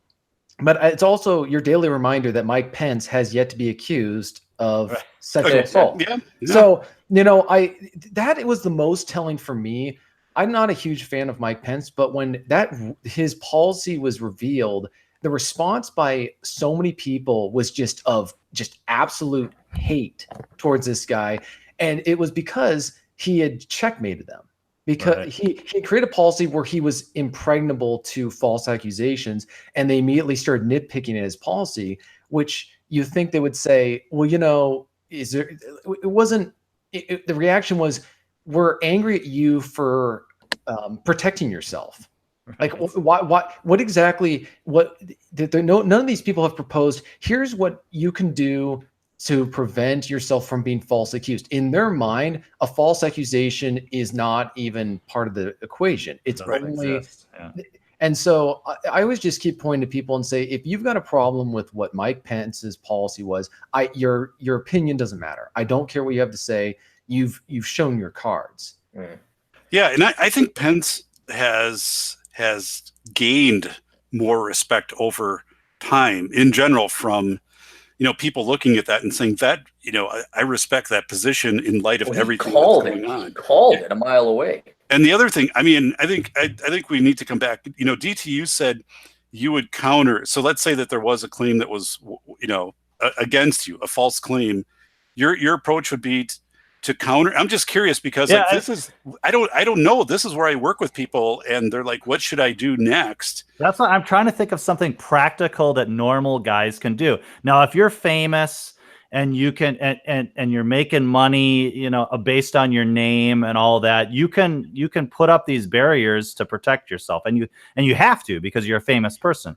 But I'm talking about normal everyday people. It's the normal people, this whole Brett Kavanaugh thing, where you can bring up something and ruin a guy's life, you know, it's going to filter down into, and it already has, I'm sure it happens all the time, where somebody loses their job over false allegations, or, you know, somebody doesn't like you, so they just make something up, or a woman comes on to you and you shoot them down, and then they want to destroy you and make something up and get you fired from your job. And so, and I think that the immediate reaction is to defend yourself. And I just think of that scene in Clear and Present Danger with Harrison Ford, where he's talking about the president is friends with this drug dealer or whatever, and the media comes at him and says, "Was he one of your friends?" And Harrison Ford, Jack Ryan's telling the president to say, "No, he's a good friend." "Oh, so you're saying he is one of your good friends?" "No, he is a lifelong friend." You know, and just keep raising it so they've got nowhere to go. The problem with that is you have to have that scripted. You got to have that ready. So maybe work on some lines and some rules. But you're concerned, like, should you have been concerned? You know, is this going to happen? You don't even know if they're going to call you 36 years later. You could be a nobody now, but down the road, all of a sudden you're. But I'll tell you this, and this is what every young man out there needs. So I wish I could say every young girl, but this is strictly on your girl's part. This is strictly an assault on men by women. Men, it's like the Muslims. Are the majority of Muslims radical and going to blow up buildings and planes? No, but 10% of them, based on polls, are. Right. And 1 in 10. It only takes a lot. That's a lot. And I think this, and we'll get to it, but I got other stuff to go over here because I'm channeling you guys all down this canyon I want you to run. But it's sadly, I think, just to err on the side of caution, you gotta pull a Pence. You got to bring a camcorder or web or a recording device. You say, I think I'm with you, Aaron. I am. I don't work in a office environment. I work at home or wherever I want online. But if I was working in a corporate environment, I would immediately demand the HR come up with a policy that is basically clarify, you know, what I would force the conversation and say that they have to come up with a policy in which men who don't feel comfortable in those situations basically create a safe space for men legally, where they cannot be, where they are protected from being falsely accused of something like that. And if they refuse to do that, you can, this is the thing, is that men, we have a tendency to try to keep things, like fix things or make it work. With this kind of stuff, at some point, you got to just say, no, we're going to make life painful in response. We're not going to play the game. Kind of like what Mike Pence is doing. Every guy needs to do that. And if everybody, Cappy, you're talking about how not all of them are like that. But the problem is most will just do nothing. They're going to just go with the flow. But if they're made to feel pain as a result and inconvenience, they're going to respond and actually take action to fix it. Or insult. I mean, I imagine, DT, if you walked in with a camcorder or a recording device, I'm sorry, I do this to protect myself, and these girls were totally innocent and they had no, well, how dare you? It's like, I don't care. Right. I don't care. Yeah. I am not going to, I have to protect myself now, and I wish you would respect that, but we are not, or your boss says, hey, you and Susie drive up to the Duluth office. No, I'm not driving up with Susie to the Duluth office. I'll drive up with Bob. I'll drive up by myself. We'll drive separate cars, but I am not in the same car with Susie. Yeah, no, I agree. And if boys did this, if boys universally did this, just as I hope people would universally boycott Starbucks or Target, but Republicans, I just love my coffee so much. If enough boys did say, I'm sorry, it would start to grind down and cause corporations like efficiency. You would drive up cars like, I'm not doing this. I'm just not, So Cappy, I had a thought. Imagine if in response, regardless of whatever happens to Kavanaugh, that boys in high school said, we are no longer going to any parties where there's mixed company. We're not asking anyone out to, like, across the country, they just said, we're not doing homecoming. We're not kind of happening already. Right. So. They're just saying, we're not doing this anymore. And because we just, and parents are also, imagine if parents and fathers, God forbid, they actually, say something, but they go, you have a nice long Christmas wish list, don't you, TJ? You have a nice delusional Christmas wish list. All right, continue on. What do you want for Christmas, little TJ? along with the Red Ryder BB gun. I would say, imagine if they collectively just said, we're not going to do this anymore, because that's the problem, is that they won't do that, but that would bring pain to it. Just kills me that so many people say, well, it's not going to happen to me. It's only going to happen to other people. It'll never happen to my son. And then his son, has his life destroyed. Like that one kid I read about in, I think it was Colorado Springs or whatever, where just as a total prank, these girls were falsely accusing him and the school was completely destroying this kid's life and whatever. Mhm. And I'm just thinking, why do people put up with this stuff? Like, why do you just say, no, this is the situation in our society and culture, and until it changes, we're not going to participate. We're not opening up our sons to being falsely accused of something 30 years down the line, 20 years down the line, 15 years down the line. And one thing I was discussing with my friend is whether this whole Kavanaugh thing is going to prompt what we would call a mother bear reaction, where mothers across the country are going to be watching this and thinking, this could be my son when he's trying to get into, say, a prestigious university. He's trying to get a prestigious job, and they're thinking, and they're also thinking, well, what was I doing in the 1980s in high school and college? I'm pretty sure not everybody, like most people, were not nuns and monks, and they were not all living these, these flawless saint-like lives. And so they're thinking, if he's getting chastised for drinking a beer as a teenager, and that's holding up a guy who's been background checked by the FBI repeatedly so that he has access, from what I understand, to the nuclear codes. Right. I was like, okay, then anybody can be destroyed. Oh, completely. I think that there could be a reaction, but I think that it needs to be felt in a lot of different ways so that they realize this is having an impact socially. I like the idea of we and us and the nation and society and women and men. I'm going to be a little bit more practical and say, guys, cover your asses individually. I don't think American men, especially conservative American men, fathers in particular, have the balls to do anything about this. I don't think women have the balls either. Or I hate to say it, I think they haven't that much of a wasted crop. They don't have the incentive. I've seen enough women treat their sons like shit because they love feminism more than they do their own children. So cover your own ass and don't worry about what the rest of society does, because I mean that you control what's nearest to you, and that is you. So I think, and I hate to say it, bring a camcorder, not camcorder. What do they call them? A body cam. Yeah, just an audio recorder would be enough. Yeah, something. It would be. Yeah. Yeah. Have the release form on a date. Say, I want you to sign this. And I mean, that's going to be shocking if, like, all of a sudden hundreds of men start. Yeah, on a date you'd have to do on a date, like that. You need to sign this release form, and we could see chaperones, basically hired chaperones, is what we're going to get to the point of. Yeah. But they're not going to be to protect the girl's reputation as it was back in, say, the early 1800s. It's going to be so the boy's reputation is protected so that he has a witness. See, Mike Pence's policy is that he will not be alone with a woman in his office. Now, if there's a third party witness there that can testify on his behalf, that's allowed. So having a chaperone, I mean, that's what we're going to get to the point of in our society, is where, back in the day, when girls went on dates, it was the father who was, trying to intimidate the boy showing up with the shotgun, he's cleaning a shotgun. Well, is it going to get to the point where the moms are going to be the one cleaning the shotgun and lecturing the girl who wants to take him out on a date? You better treat my son right. And, we don't tolerate liars. The mom's polishing the shotguns on the patio. Well, I'm just saying we're gonna get to the point where we have Victorian age or old fashioned values as far as chaperoning on dates, but it's gonna be to protect the boys from false accusations. And it's I mean, I don't know what else to say. That's where we're headed. Unless it's the shifting sands of time, though. Yeah, I'm with you, but 5 years, 10 years, it's hard to say. Related, I want to get through a couple more articles here, and then I'll pose the ultimate question. I do want to get John Steele in here, but this will be a bit.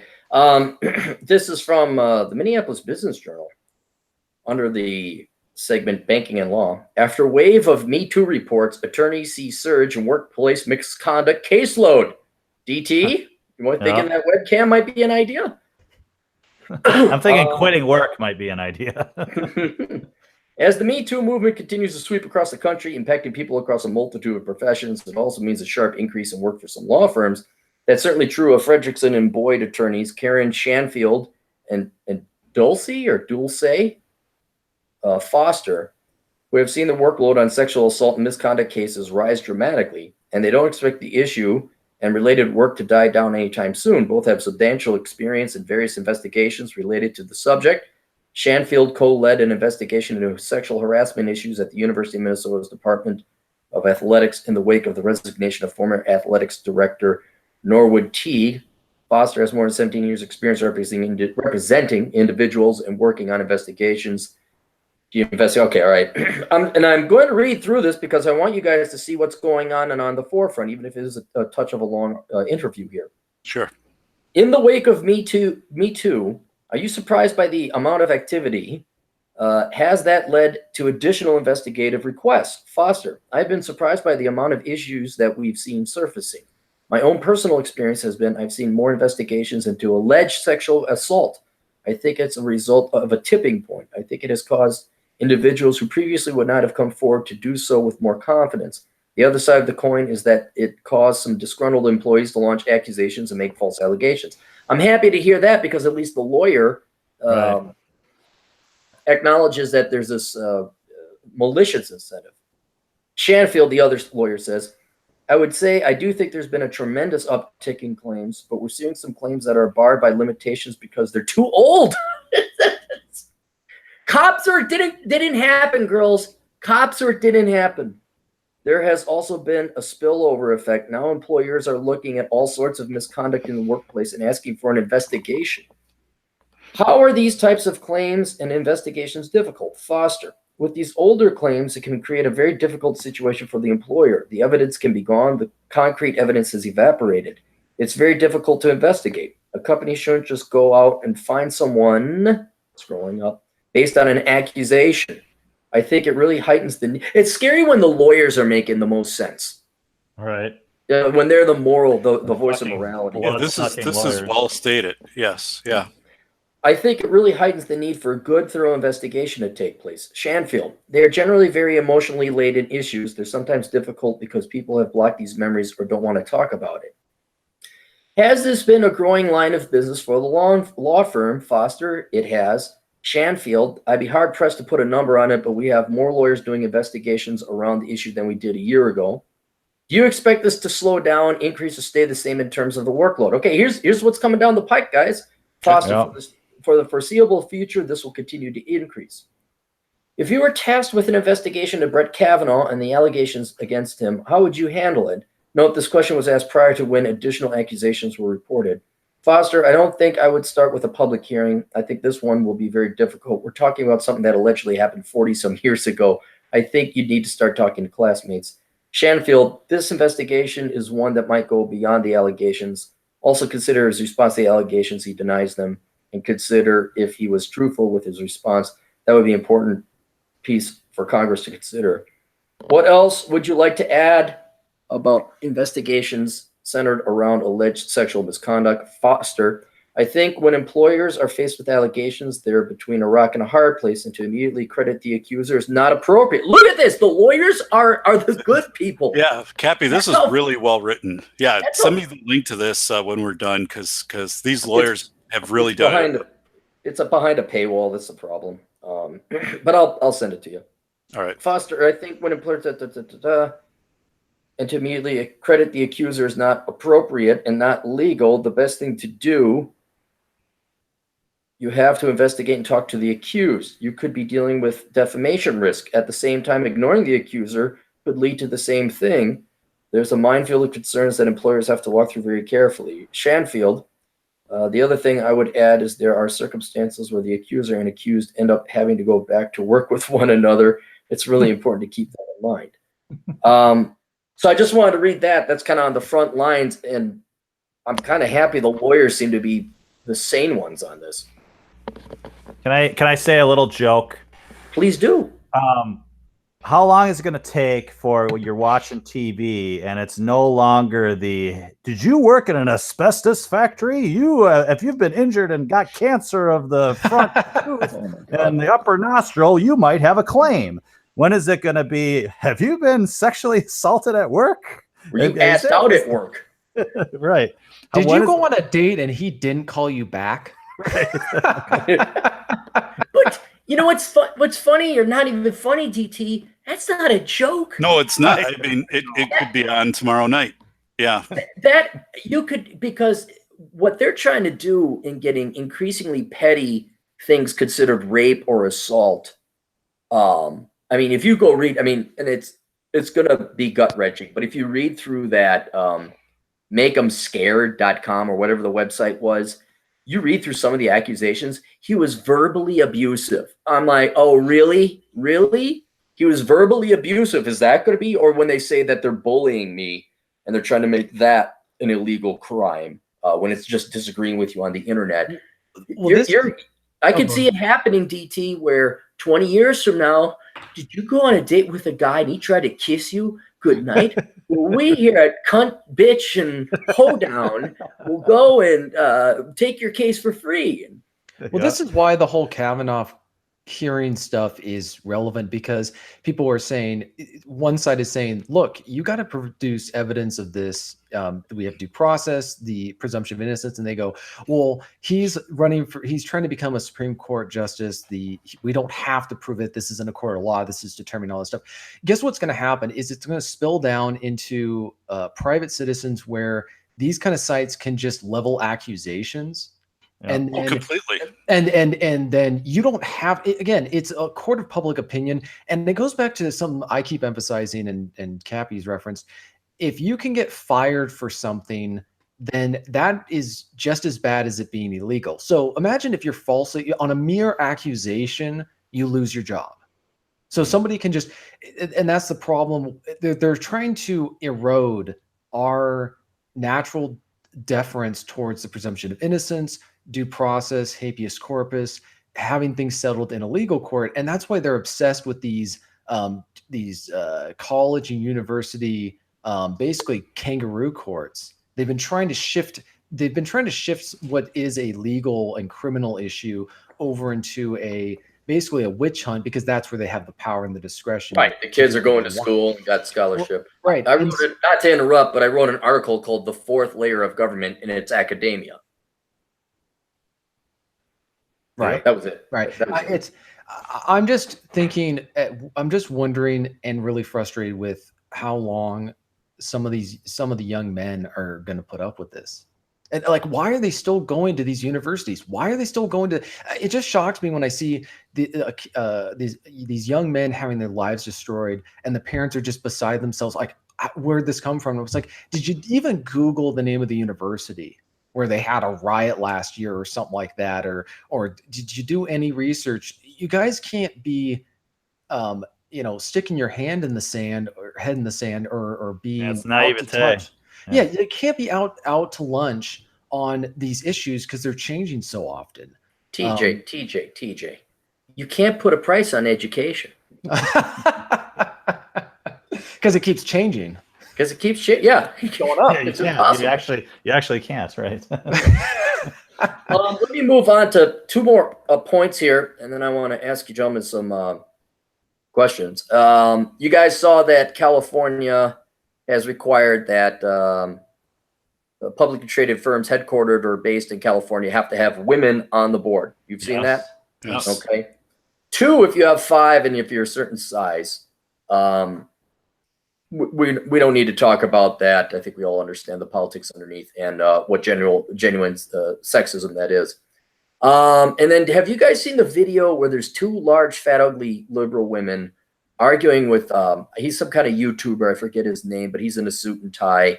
Actually a quite dapper looking gentleman. Oh, yeah. And they're just yelling at him saying, you have to believe her. You have to believe her. He's like, what? I mean, he is asking very simple stuff like, what about innocent until proven guilty? What about due diligence? And what's the other one? TJ, you know this stuff. Presumption of innocence. His name is Charlie Kirk. Yeah. Charlie Kirk. Yeah, he came across my Twitter feed as well, and I didn't even have the sound on, and that was hard enough to just watch the subtitles and see these women just.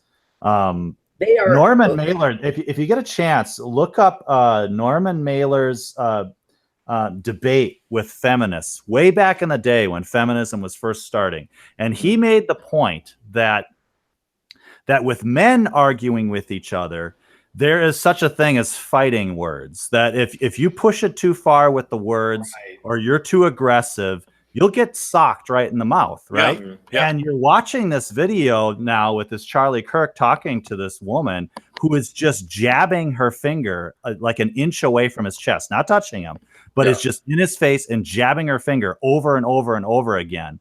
If she was a guy, she would have gotten clocked. And that it goes right back to what Norman Mailer predicted, is that you women have an unfair advantage because we will not hit you. Oh, don't go that far. A woman gets a knife. Cappy. We're not allowed to hit you. We can't hit you. You've got an unfair advantage in these arguments, because when it's men and men, you go too far. It's let's go outside and settle this. Okay, I understand the arguments. This is not the point I wanted to go take, but it duly noted. All my point is, if you watch the video, you see women who are mentally ill.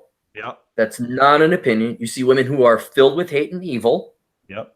And then you also see women who have no respect for due process, the law, innocent until proven guilty. They are vile people that want tyranny and for them to be in the positions of power. That is what you saw there. Okay. You saw women that actually hate men. Right. So clear. Crystal clear. Crystal clear. Now, you take everything we've seen with this website, Kavanaugh. This is not the only protest. I mean, I cannot believe how many protests are out there where women and some men are just like, well, believe women, and they loathe and hate Kavanaugh. There's no logic. Everything thrown out the window. It's like, dude, that was 36 years ago. Is it possible she's lying with the timing and everything? You have the lawyers citing an increase. TJ, you've dated more recently than all of us. I was probably second. And then I think DT and Doc have been married the longest, but we all did go through some dating except DT. I ask each of you a question. I want a number. What percent of women under 50 hate men? Doc.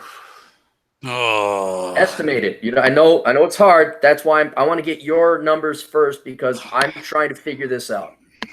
And if we can get a reasonably good approximation, we could start highlighting and measuring just what a dangerous situation this presents for young, old men, any men out there, and any women who give a damn about the men in their lives. Yeah, I think it's hard to do, under 50. I would definitely say if it's 30 and under, I would ballpark that percentage at 10 to 15. Okay. I mean, if you're saying the word hate, of feeling a genuine bigotry against men, like they hate men. I'm going. We'll say 15% under 30. Okay, DT. Well, see, I think any woman that votes Democrat at least hates men a little bit. I got you covered on that one. So I think conscious hate. Yeah, just conscious hate. Consciously hates men. I think I'm entitled over them. I deserve more than them. I hate them. They oppress me. I still think if you're voting Democrat, that's at heart what you are, whether you admit it to yourself or not. And so I'd say 60%. Okay, 60%. TJ, you're the closest. You probably have the closest feet on the ground. What do you say? I think the better way to put that question is, how many women under the age of 30 are getting their views or internalizing the values of the women who are yelling at Charlie Kirk? And I would say a dangerous percentage, where they're not. But you gotta remember, it's a herd mentality. So if you get, and that's what's happening, is that it's not that there's a lot of them are like that. It's that it only takes a handful of them in an environment where they're not checked to control. I mean, look at how the most vile people, the most disgusting people are getting to determine what is considered normal for human relations. Like the people who should be in padded cells are talking about appropriate ways that men and women should behave around each other. These people would be in insane asylums. Instead, they're in universities and they're professors or they're politicians or they're whatever. They're considered moral authorities on these issues when they're out of their freaking minds. And so people, like a lot of... Give us a number, TJ. Give us a number. Here, hang on. I just want to point. Hey, I'm the one in charge here. I'm letting you guys blather on because I want to show the audience what a bunch of little girls you are, and you're beating around the bush, and you can't shoot me a number. Continue on. I would say, I under the right circumstances, I would say give me a gut reaction. Huh? The majority. 51. I would say 51. 51. DT. I'm sorry. We already got DT. Okay. Now, next question, because you guys all farted over the example. I went the same route, DT, that you did. Is I try to do a top-down approach. Like, okay, what percentage of women love the government more than they love men? Yeah. That doesn't translate to hate. And you could say what percentage of women vote against the interests of men. That would be Democrat women. So you're looking at 70%. But that's not conscious hate. A lot of that is dumb naivete and also female caring nature. They just want to help people out. I meant actual hate. So Doc said 10 to 15. Let's call it 12. You're at 60%, DT? I said 60. I said Democrats, baby. Democrat women hate men. Yep. Democrat women, I'm not necessarily disagreeing with you. TJ says 51%. I'm saying 51% are capable of being of taking their orders from the women, like the ones who are yelling at Charlie. The number of hate men, it really depends on how you would define hate. I'm thinking of Charlie Kirk as, that 12%. That's what I'm kind of describing in my 12%. It's really hard to determine because a lot of them just don't have a specific viewpoint. It's whatever they blow with the wind. They're like Captain Renault from Casablanca, right? They blow with the wind, and the prevailing wind happens to be these people. The next question. Hang on, I'm going to send a link to John Steele because I want to get him on to talk about a separate article that we'll talk about later, and we'll close up shop here unless there's some thing. The next question, Doc, what percent of women under 50 are incapable of functioning around men? Not hate, but are not either because they don't understand men, they have delusional expectations, they're co-opted, as TJ is recommending. What percentage of women under 50 are incapable of functioning around men? I would put that at a 50%. Okay. DT? Well, I have to go higher, right? No, you don't have to. Well, I got to be consistent in my answers. No, if I'm saying 60% hate, how many percent can't function as function like rational human beings? Very wide description of hate. So I mean, it could be. So I'm going to define functioning because based on my first answer as unable to be rational around men, and I will say 95%. Wow, that high. Okay, hang on, I'm writing these from numbers. time to time. It's not 100% of the time, but we all know. Okay, they go a little crazy sometimes. Wow. So Mrs. DT is one of the top 20, huh? Right. Right. Okay. You bet. Yeah, she's right there, right, DT? Okay. I said 95%. Doc, you said what? 50%? I said 50.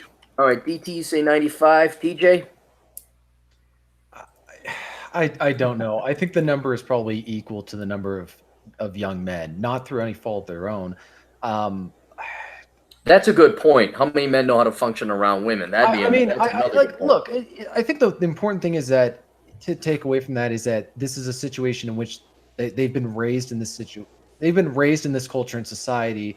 And so I don't think that it's intentional. It's what they've been raised to believe. And so I just don't, I don't know. It's just a bad situation. It's not, it's not a judgment, so to speak. Oh, this is so painful. You're asking me to make this just on gut feeling. And yes.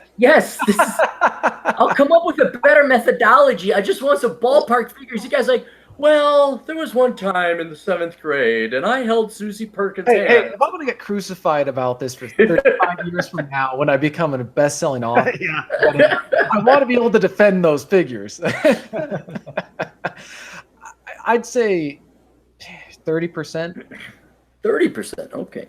Right. Can I give my response to this? Yes, please. Are you gonna give me numbers, or are you gonna give me a fucking doctoral thesis? Neither. You're asking the wrong question. It's women. You're giving women too much credit, as if they actually can form, consciously decide they're gonna hate someone. You're thinking about women the way men would hate something. They don't. And stop. That's so frustrating. Listening to this, you're treating women like they're rational beings. They are not. So stop it. That's why I said 95%, John. Give me the damn 95. Number. 99.9%. They all hate 99. Okay. They hate men. But it's. I'm gonna put an asterisk next to that one. No, but it's if it serves their purpose, they hate men. But I mean, it's you're making it seem a conscious decision. And that's a problem. Not just with dating, but men in general, the way they treat women. They're trying to think about their brains the way our brains work. They don't. I mean, get over it, okay? That's the fucking reality. I mean, women and men are different, and it's not like women are, evil, or it's just that's what they fucking are, I mean, you got, I mean, if the dog shits on your carpet, is your dog evil? No, but I mean, you still rub his nose in it. The same with women. All right. I mean, I agree. The correct answers are. This is an incredibly painful thing. I so regretted doing this. Here I am just trying to get some ballpark figures to make a point. I'm going to say a good third of women under 50 hate men, so 33%. And the percentage of women that cannot function around men, I'm going to say, is 70%.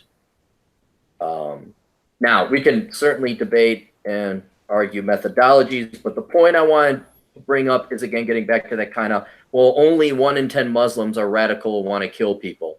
On the low end, we have what percentage of women hate men.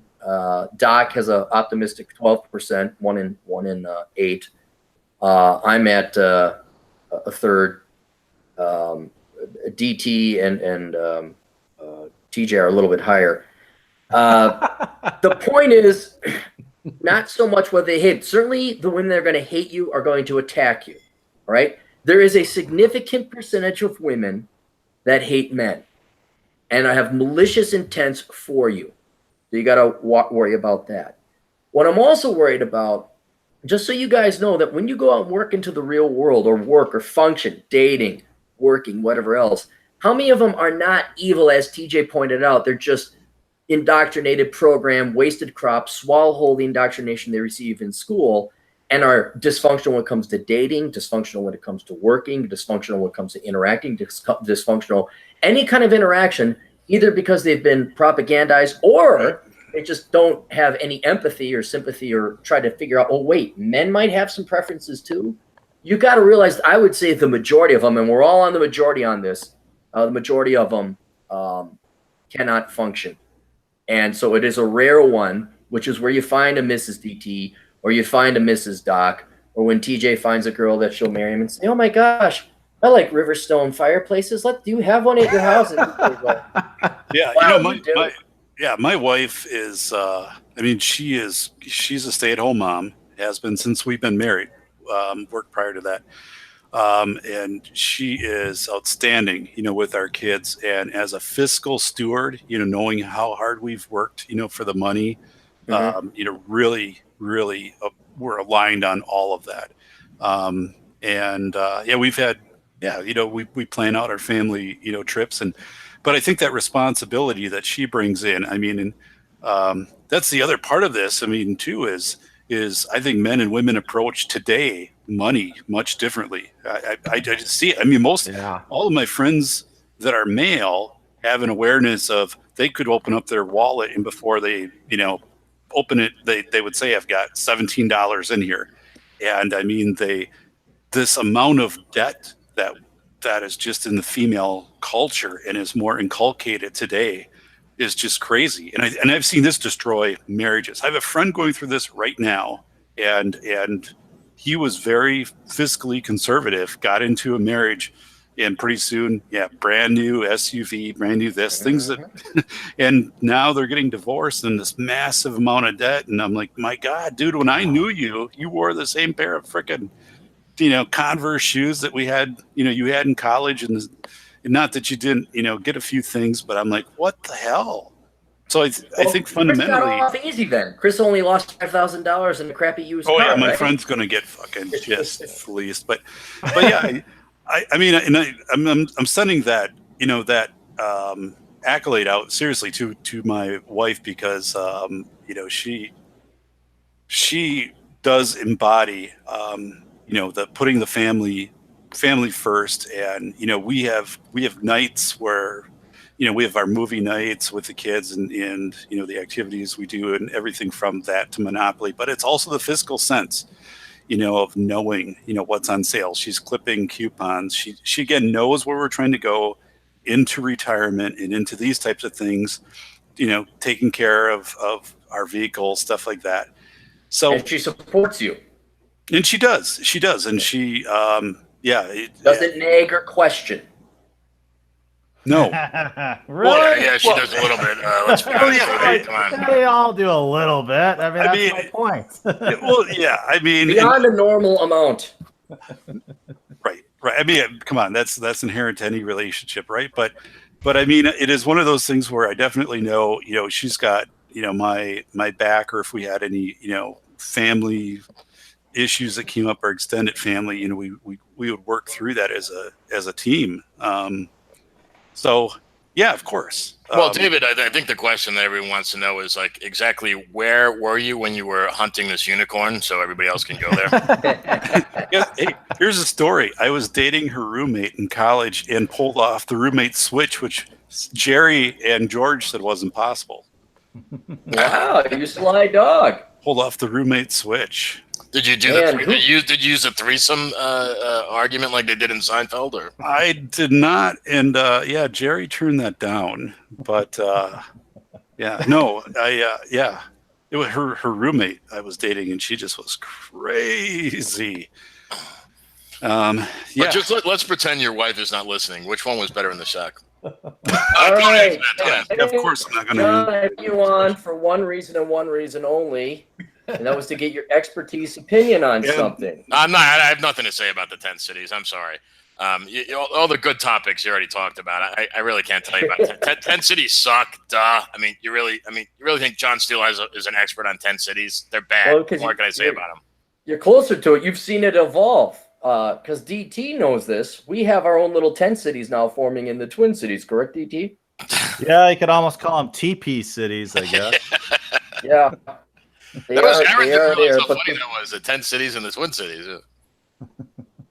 And they are teepees because they are on the Indian reservation, not because Indians on the Indian, but it is Indians, American Indians, that are the majority of people who are living in this recently formed tent city. Yep. And I just wanted to, we could go read through the article, but short version for those of you who never had tent cities before.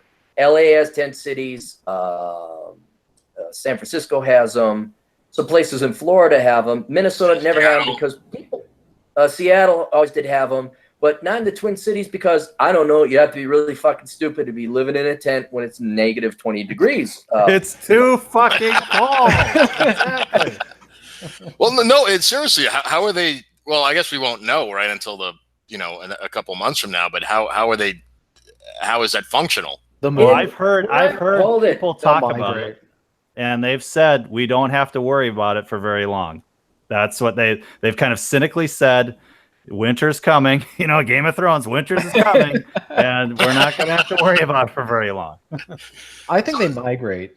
They just migrate to different areas. Yeah. Well, no, I think that's what happened in Seattle, though. Like they and San Francisco too, right? Like the social programs whenever they expand, and Aaron has talked and written about this extensively. Whenever they expand these programs, well, that's where they go, right? Like, what's that, Aaron? The principle in economics: whatever you incentivize, you get more of. I call it mold theory. Because I liken people on welfare and government assistance to mold, because they're mold and they don't do anything.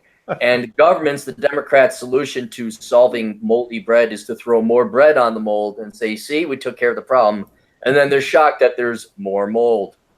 But that's, I don't know. It's some real economist probably came up with a phrase for it. But I did want to ask, John, you've seen the tent cities evolve. And in the olden days, tent cities were predominantly for the poor. You probably were down and out. Sure, you might have had drugs or you were on government dole, but it was not this fashion statement. And that's why I think you've seen now in your neighborhood, or more in Seattle, where it's cool or kitschy because, the kids in Pioneer Square decide to do it. Am I right in any of this? Is it's more because these guys over at the Tent City and the Twin Cities all seem to have very nice iPhones? Yeah, it's a tough question, tougher than you'd think, Aaron. Unless you're really in the environment instead of just having forced to drive by it.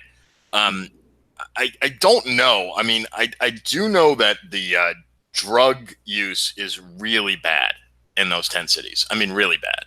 Okay. And there's a lot of challenges because I think I had mentioned before, I have a friend of mine that's a deputy at King County, and there's all sorts of like assaults that happen and things like that, and they issued all these protocols that they've kind of almost made the tent cities like these miniature sanctuary cities in a way for like drug use.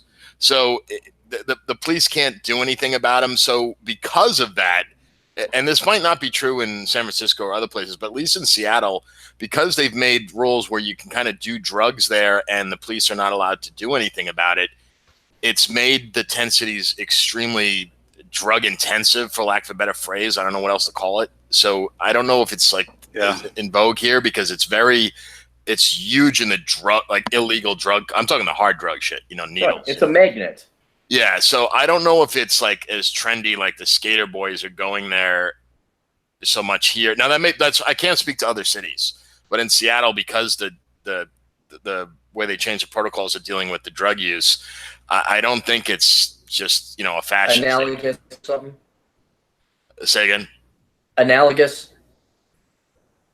Yeah, we can't draw analogies. Like what's driving Seattle's tent city is not the same here. It might be. Yeah, I mean, it might be a little different because I think that the drugs are it's really bad here with that, and it's it's reaching a tipping point where people, and because of that, because it's not just the fashion statement kind of thing. Like remember the Occupy Wall Street bullshit where you had all these like that's what I was worried about. It was fashionable. Yeah, like no, that may be true in like these other cities, but here not so much. So I think, and because of that, there's so much more spillover crime because people how are they getting their money for drugs? They have to steal, right? These people can't hold down jobs, so there's so much more crime, and I think in David Broden, I think we talked about this. We did. And it's not, I don't want to give people the impression like people being like fucking hit with, axe murderers and shit. Like, no, that's not happening. But it's the breaking into cars and brand new cars getting stolen. That kind of stuff, but not just cars, breaking into homes and all that kind of stuff. So all the, and what's really cool in Seattle, you go to their the police department website and they have these interactive maps where you can see all the reported crime and what type of crime it is, and you can see like, well, there's a tent city here, and you'll notice, well, okay, that's the red zone. Gee, I wonder why, so that kind of thing. So Aaron, I think that you're probably right in some parts of the country, but in Seattle, no, because the drugs. Okay. Well, you had a little more experience. This is a brand new thing to do the Twin Cities, and the only reason I thought it was fashionable and popular was because it just popped up overnight. Another one formed in St. Paul, and I actually drove past the one in Minneapolis because I was bored, and I was like, you know what, I'm going to check it out. And it's not anything big. You actually, if you blink, you'll drive past it. I'm trying to figure out the genesis or the nature of these 10 cities. Thought there may be some parallels, but yeah, the drugs is what's driving it to this critical mass where it starts feeding on itself and bringing in more drug use. That sucks. It sucks to be in Seattle. Yeah, and then these guys, and you guys know this, at least not if personal experience, you know it anecdotally. People, when they're in that state, they're they're beyond reason. They're literally like feral animals. So they're thank God we're allowed to have guns here still. But there's one thing I wanted to mention before you close out. There was an article that I thought that Aaron would really get a kick out of. If anyone reads Taki Mag, there's a guy that I follow, David Cole. I actually interviewed him on my site, although because of YouTube censorship, you can't really link to it directly. It's behind their wall. But anyway, New York City, thanks to Socialist Democrat Bill de Blasio, passed a law that says that their art schools, the public art schools, like think of the movie Fame, where if you want to like become an high actor. school or college? I'm sorry? High school or college? High school. Okay, so they've instituted a new law now that says they're not allowed to hold auditions. So you could have a voice like a fucking car crash, and they have to accept you into these schools to become a singer. Or you could have you could have a peg leg and they accept you into their ballet class. And let me clarify this again. I missed it. Was this high school or is this college? High school. Oh my God. Well, they want a bunch of people. Middle school. Yeah. They want a bunch of people to try out for American Idol for the laughs. That's right. That's what it is, right? You got it. That was yeah. I'll link to the. I'll send it into the. I can't send it on the public chat, but I'll link to the article in the. Yeah, do that. It's more enjoy the decline. But before you shut this one down, but I actually, so I'm teaching a law class on Saturday, 9-hour law class, and I have a case study that I wrote, and it specifically is a middle school where, this is based off a real scenario that played out. Middle school where a kid tried out for the show choir, didn't make the cut, and then came back with the parents, sued the district. The kid also did not return to school, claimed emotional distress, had a lawyer, had a doctor show up and at these meetings with the district. I mean, it was brutal. The district got grilled. They actually had 4 trained staff members that did when the kids were singing, that they would rate them in the different areas. The kids knew ahead of time the areas that they would be rated in.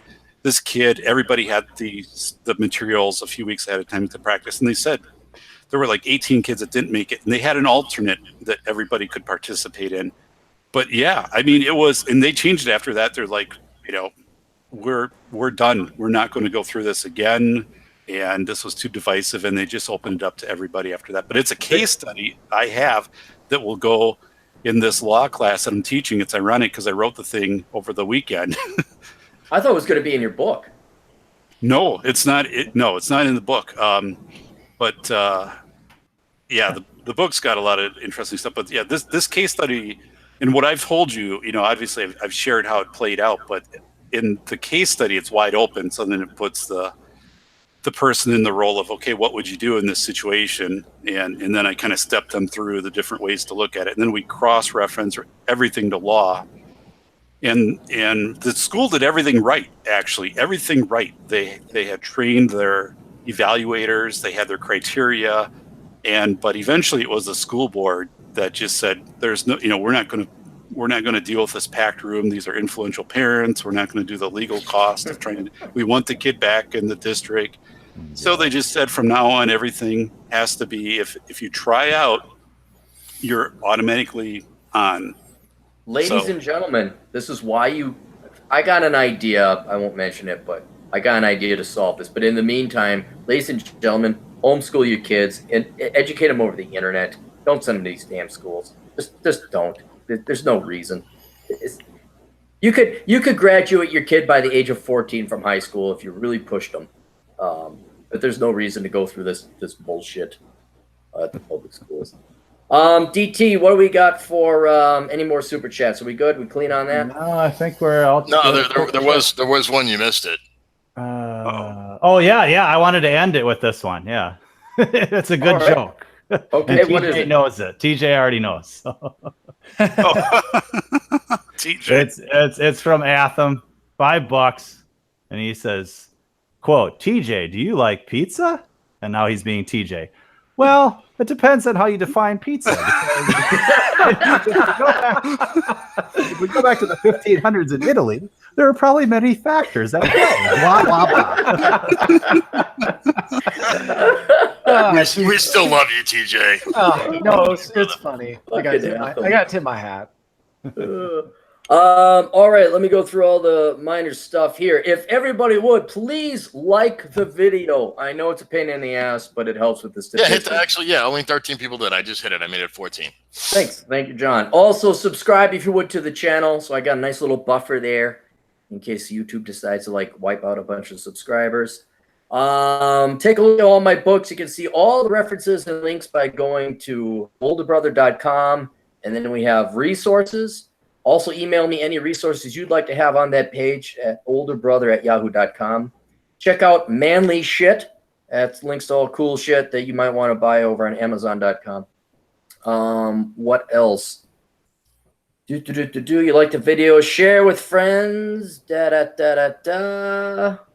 think that's all there is. Doc, tell everybody what you're working on and where they can find you. Sure. Just check out safetyphd.com.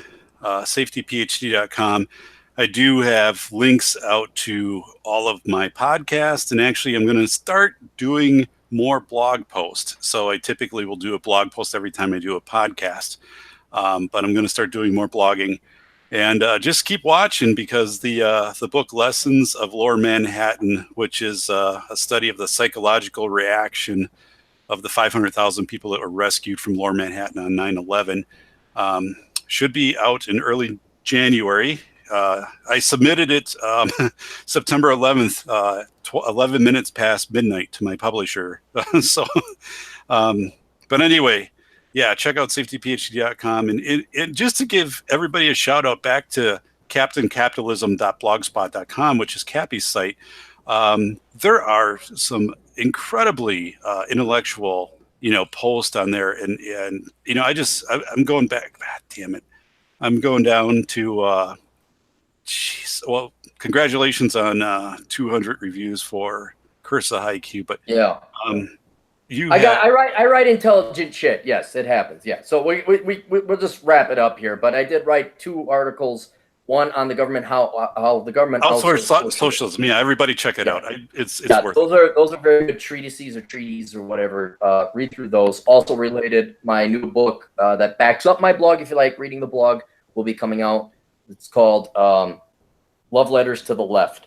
Oh wow. Yeah. Right. So but that's I gotta wait for the book art to come in, and it's gonna be pretty cool. DT, where can people find you, where you write regularly, daily, and podcast and blog all the time? Yeah, I'm still working on it. happynihilist.net, but I have considered here doing an emergency debrief whenever the Kavanaugh stuff settles out. So I might actually resurrect the debrief for a podcast to give my thoughts on that. But you can tomorrow?